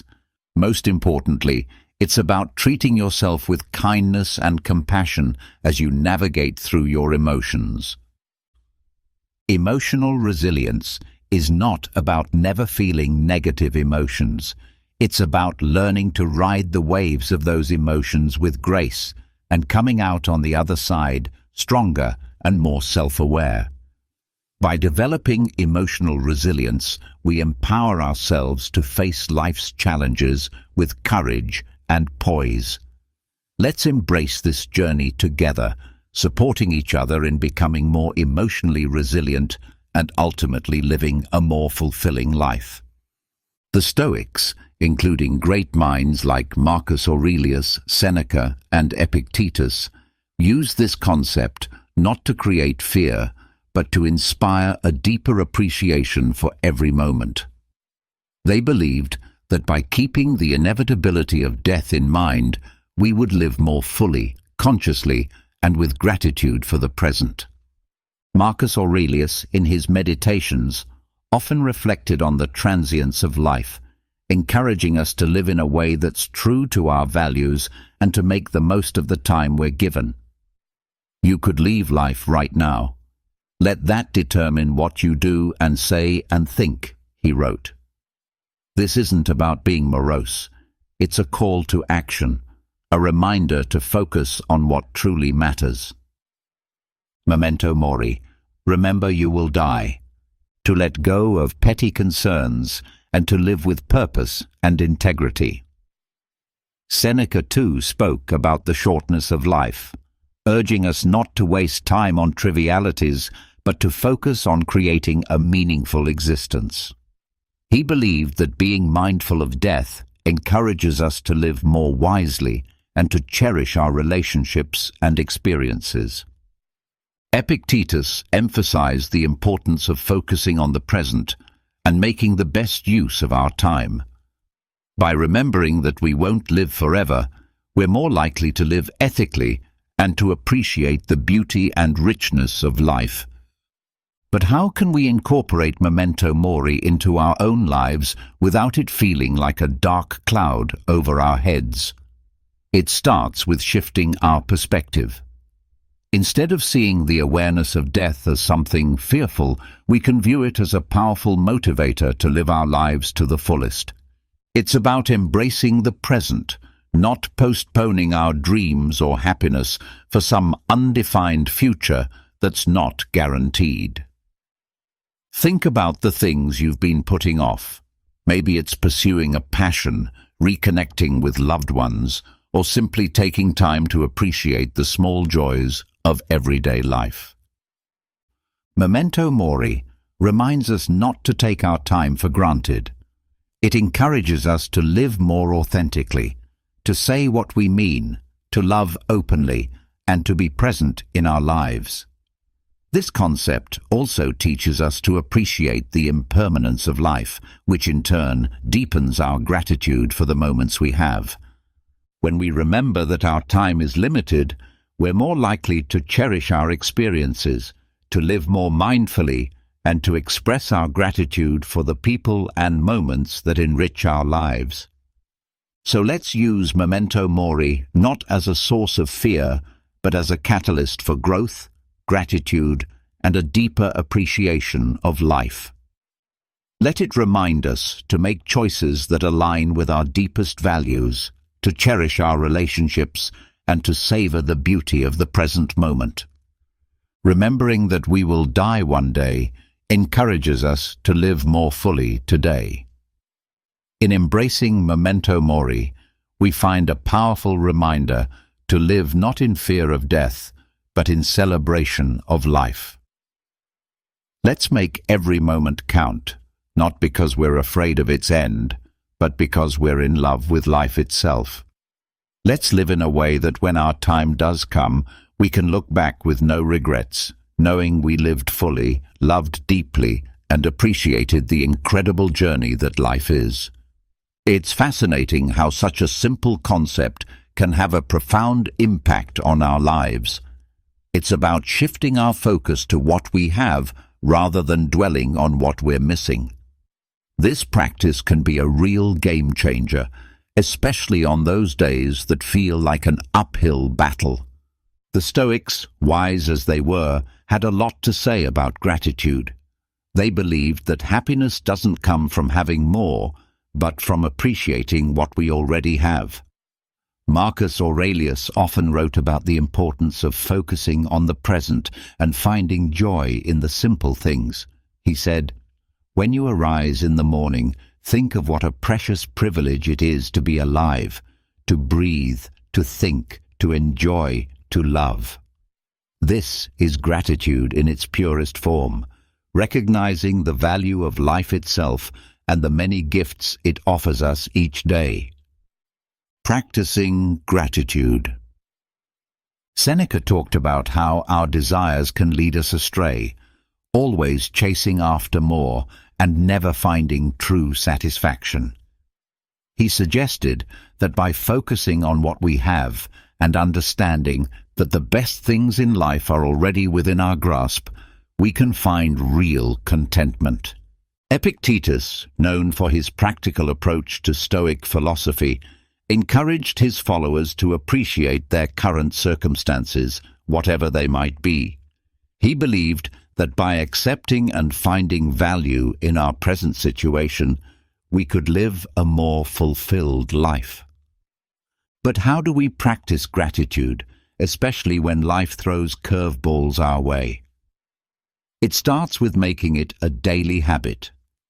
Each morning or evening, take a moment to reflect on 3 things you're grateful for. It could be as simple as a warm cup of coffee, a conversation with a friend, or the beauty of a sunset. This practice helps to rewire our brains to focus on the positive, boosting our mood and overall outlook on life. Gratitude also means embracing the challenges and finding lessons within them. Instead of asking, "Why is this happening to me?" we can ask, What can I learn from this? This shift in perspective can help us appreciate our experiences, both good and bad, as valuable steps on our journey. Moreover, practicing gratitude helps us build stronger connections with others. By expressing appreciation for the people in our lives, we not only brighten their day, but also strengthen our relationships. A simple thank you can go a long way in showing someone that they're valued and loved. Aristotle spoke about the importance of recognizing the good in our lives and striving for a virtuous life. He believed that gratitude was a key part of achieving eudaimonia, or true happiness, as it allows us to appreciate the goodness around us and within ourselves. Even modern psychology supports the benefits of gratitude. Studies have shown that people who practice gratitude regularly experience less anxiety, sleep better, and have a more positive outlook on life. It's like Carl Jung said, the word happiness would lose its meaning if it were not balanced by sadness. By acknowledging and being grateful for the full spectrum of our experiences, we find a deeper, more authentic form of happiness. So let's make gratitude a cornerstone of our daily lives. Let's celebrate the small victories, cherish the moments of connection, and find joy in the simple pleasures. By focusing on what we have, not what we're missing, we can cultivate a sense of abundance and happiness that shines from within. Remember, it's not happiness that brings us gratitude. It's gratitude that brings us happiness. Let's fill our glasses half full, raise them high, and toast to the beauty of gratitude in our lives. Cheers to finding the silver lining, even on the cloudiest of days. The Stoics had a profound understanding of personal excellence. They believed that excellence, or virtue, is the sole good, and that everything we do should aim towards living a virtuous life. Marcus Aurelius, for instance, is a prime example of someone who strived for personal excellence. He once said, "Waste no more time arguing about what a good man should be. Be one." This simple yet powerful statement encapsulates the essence of personal excellence. It's about embodying the values we admire and striving to live by them every day. Focusing on personal excellence. Seneca emphasized the importance of self-improvement and learning. He advocated for a life lived in accordance with nature and reason, suggesting that true excellence comes from within and is reflected in our actions and choices. Epictetus highlighted the role of personal responsibility in achieving excellence. He taught that our reactions, our emotions, and our will are within our control, and mastering them is key to living a life of virtue. But what does focusing on personal excellence look like in our day-to-day lives? It starts with setting personal standards based on our values and aspirations, not societal expectations or the achievements of others. It's about knowing who we are, understanding our strengths and weaknesses, and taking consistent steps towards improvement. Personal excellence is also about resilience. It's about how we respond to setbacks and failures, not just our successes. Like Aristotle said, excellence is never an accident. It is always the result of high intention, sincere effort, and intelligent execution. It represents the wise choice of many alternatives. Choice, not chance, determines your destiny. This means embracing challenges as opportunities to learn and grow, rather than seeing them as obstacles. Moreover, focusing on personal excellence involves cultivating a growth mindset, a concept championed by modern psychology. It's the belief that our abilities and intelligence can be developed through dedication and hard work. This mindset encourages us to embrace challenges, persist in the face of setbacks, and see effort as a path to mastery. Personal excellence also means living authentically. It's about being true to ourselves and our values, even when it's not easy. It's about making choices that reflect who we are and who we want to be, and taking pride in our journey, including the struggles and the triumphs. Practicing gratitude, as we discussed earlier, ties into personal excellence too. By appreciating what we have and where we are on our journey, we foster a positive outlook that supports our growth and well-being. So let's commit to focusing on personal excellence. Let's set our own standards, embrace our unique paths, and take pride in our progress.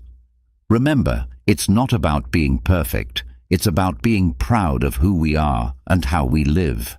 It's about celebrating our efforts, learning from our experiences, and always striving to be the best versions of ourselves. Together, let's make personal excellence not just a goal, but a way of life. In a world saturated with social media, where likes, follows, and comments often dictate our self-worth, it's easy to fall into the trap of valuing ourselves through the lens of others' opinions. But here's a liberating truth. Your worth isn't based on external validation.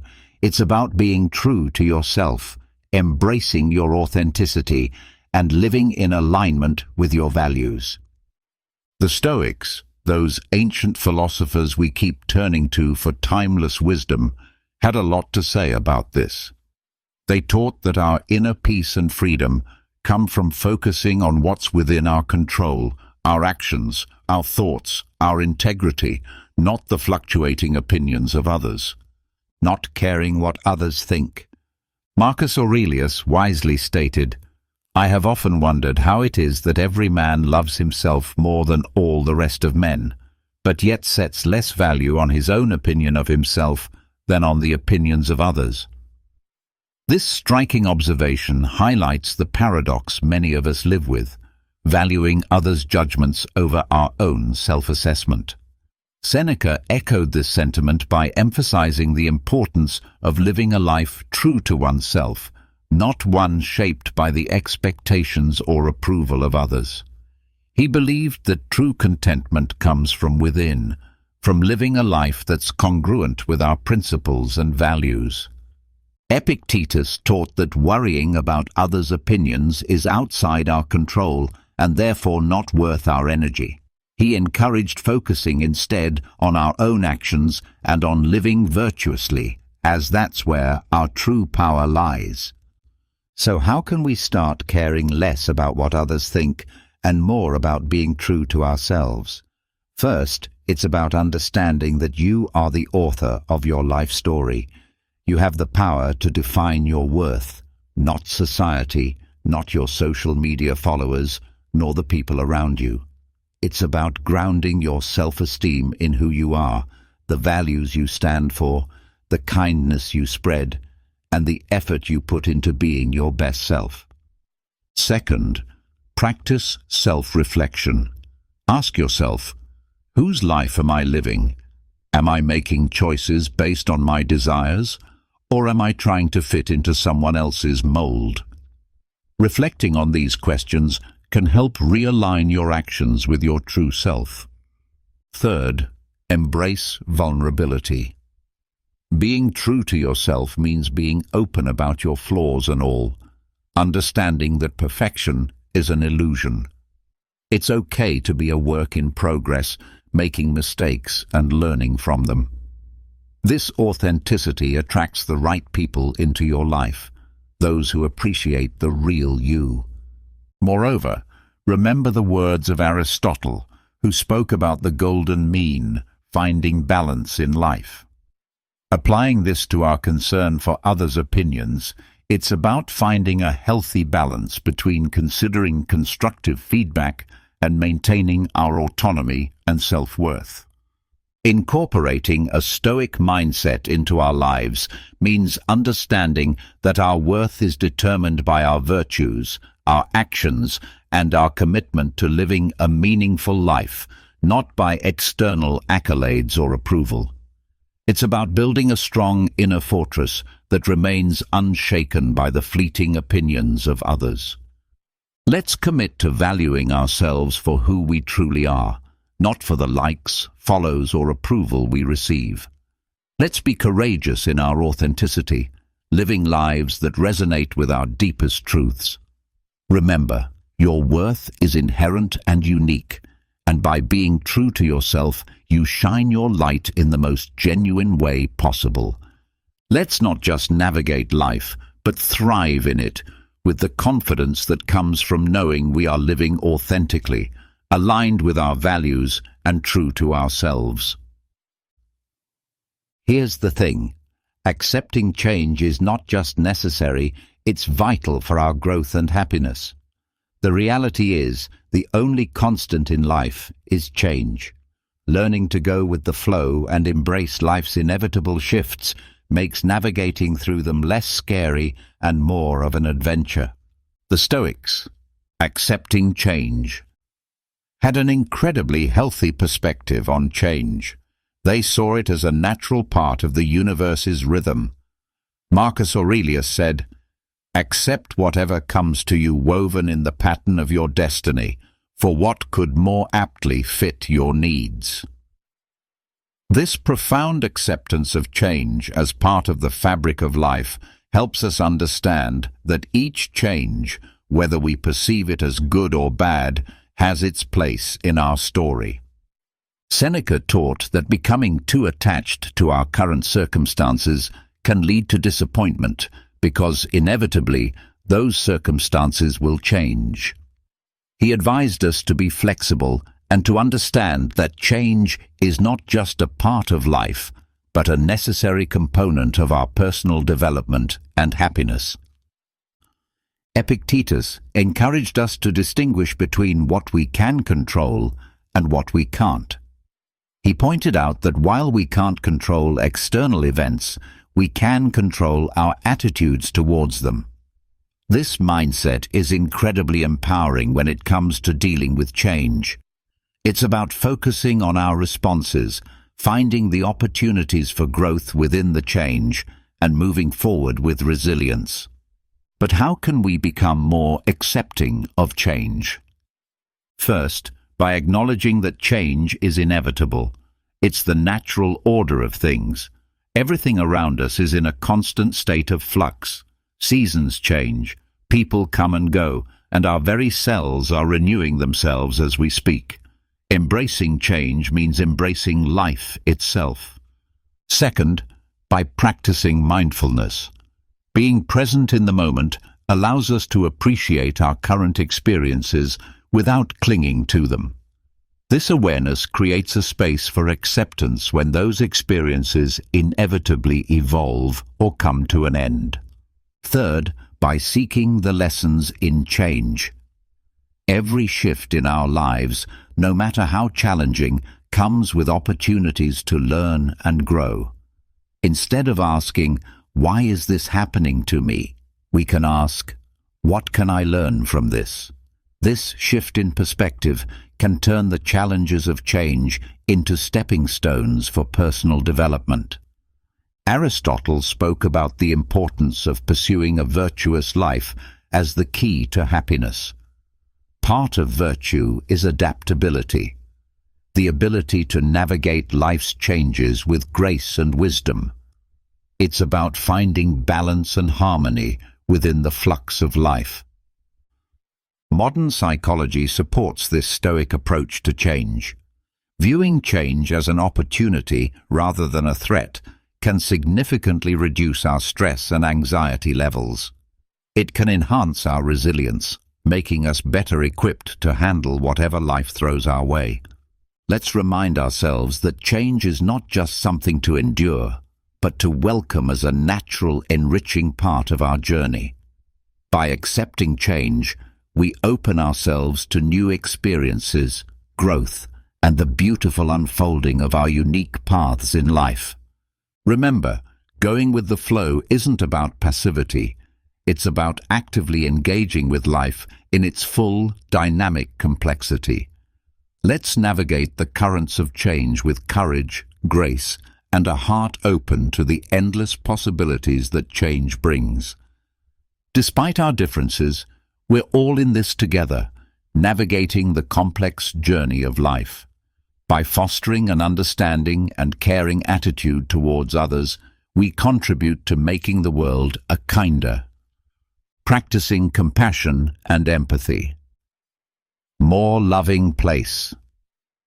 The Stoics, those ancient philosophers who continue to enlighten us with their timeless wisdom, placed great importance on the virtues of compassion and empathy. They believed in the interconnectedness of all humans and taught that kindness and understanding towards others are essential aspects of living a virtuous life. Marcus Aurelius, for instance, reminded us that human beings are social creatures by nature, meant to live in harmony and cooperation with one another. He said, "What brings no benefit to the hive brings none to the bee." This beautifully illustrates the idea that our well-being is intrinsically linked to the well-being of others. Seneca emphasized the importance of treating others with kindness and generosity.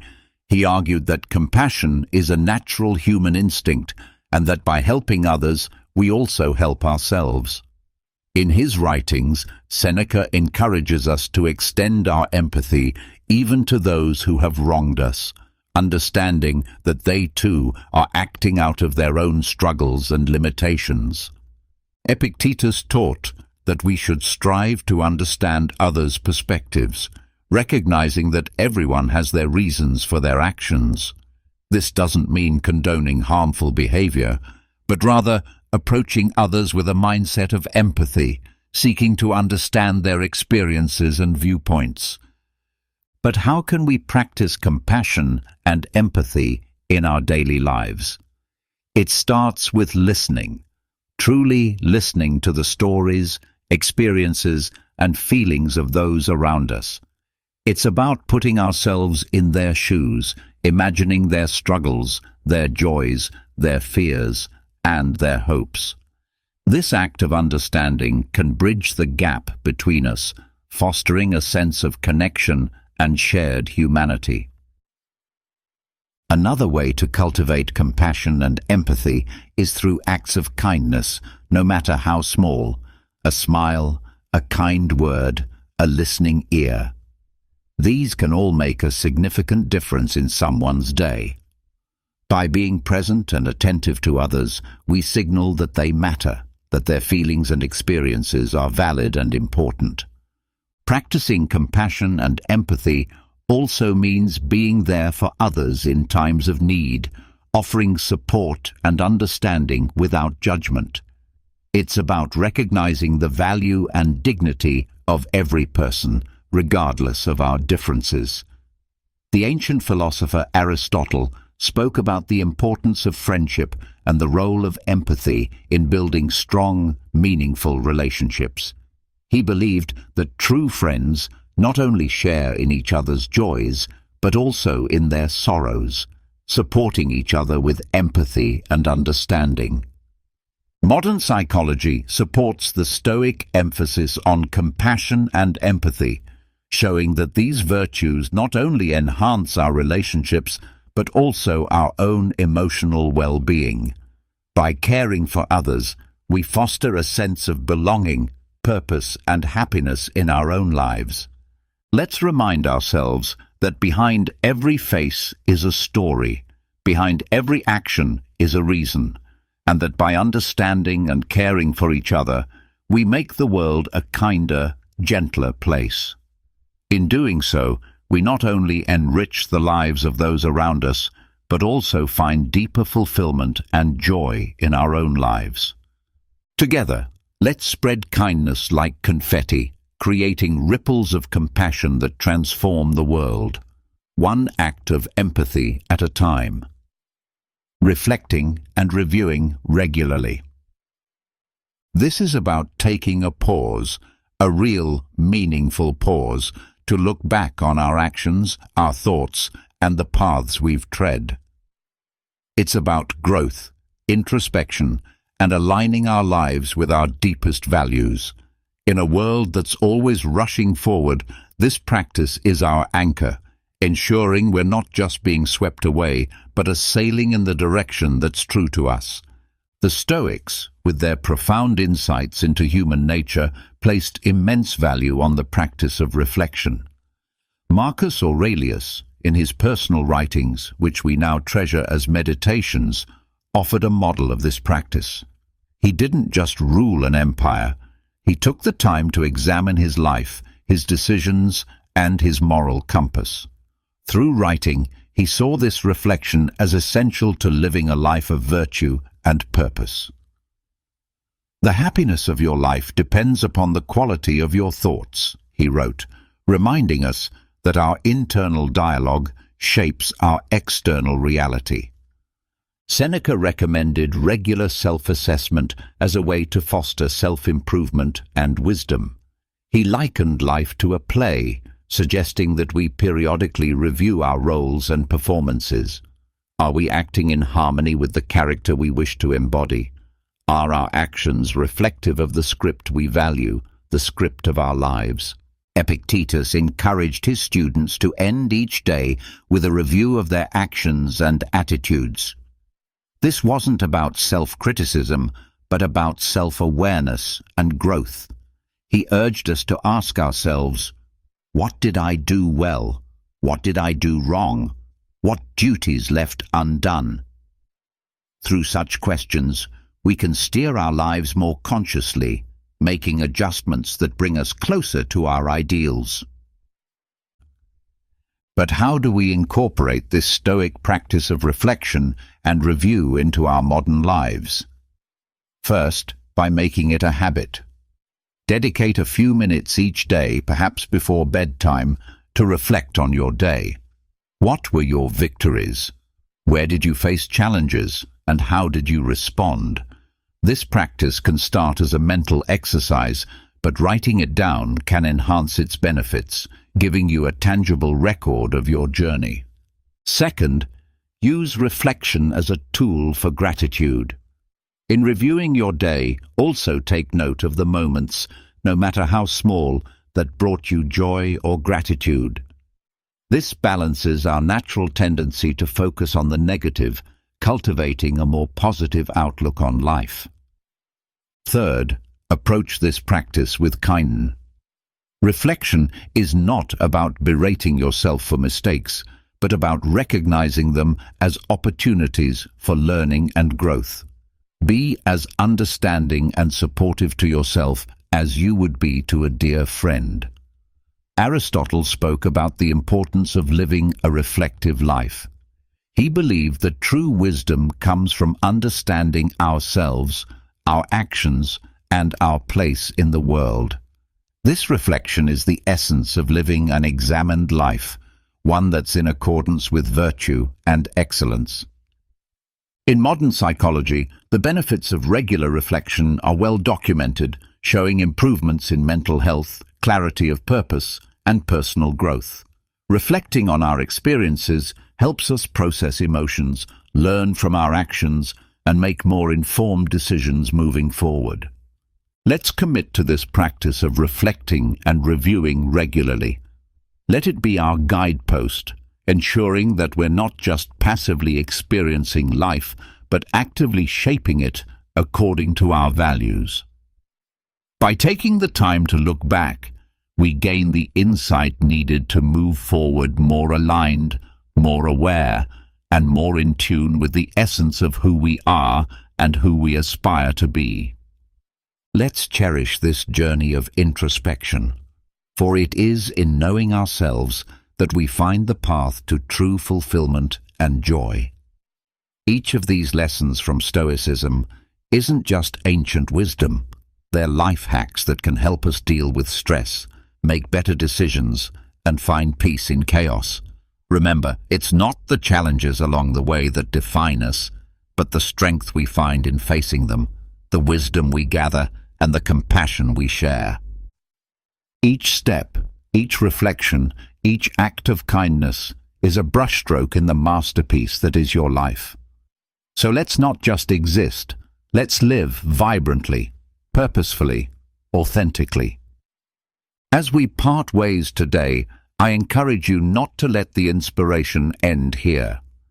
On the screen, you'll find a playlist that's a treasure trove of wisdom, stories, and strategies to help you navigate life's twists and turns with grace and resilience. Click on it, dive deeper, and continue to sculpt the most authentic version of yourself. Together, let's keep growing, keep reflecting, and keep embracing the beautiful complexity of life. Thank you for sharing this time with me. Until we meet again, remember to live not just for the applause, but for the cause of being your most genuine self. Take care and see you on the next step of our journey.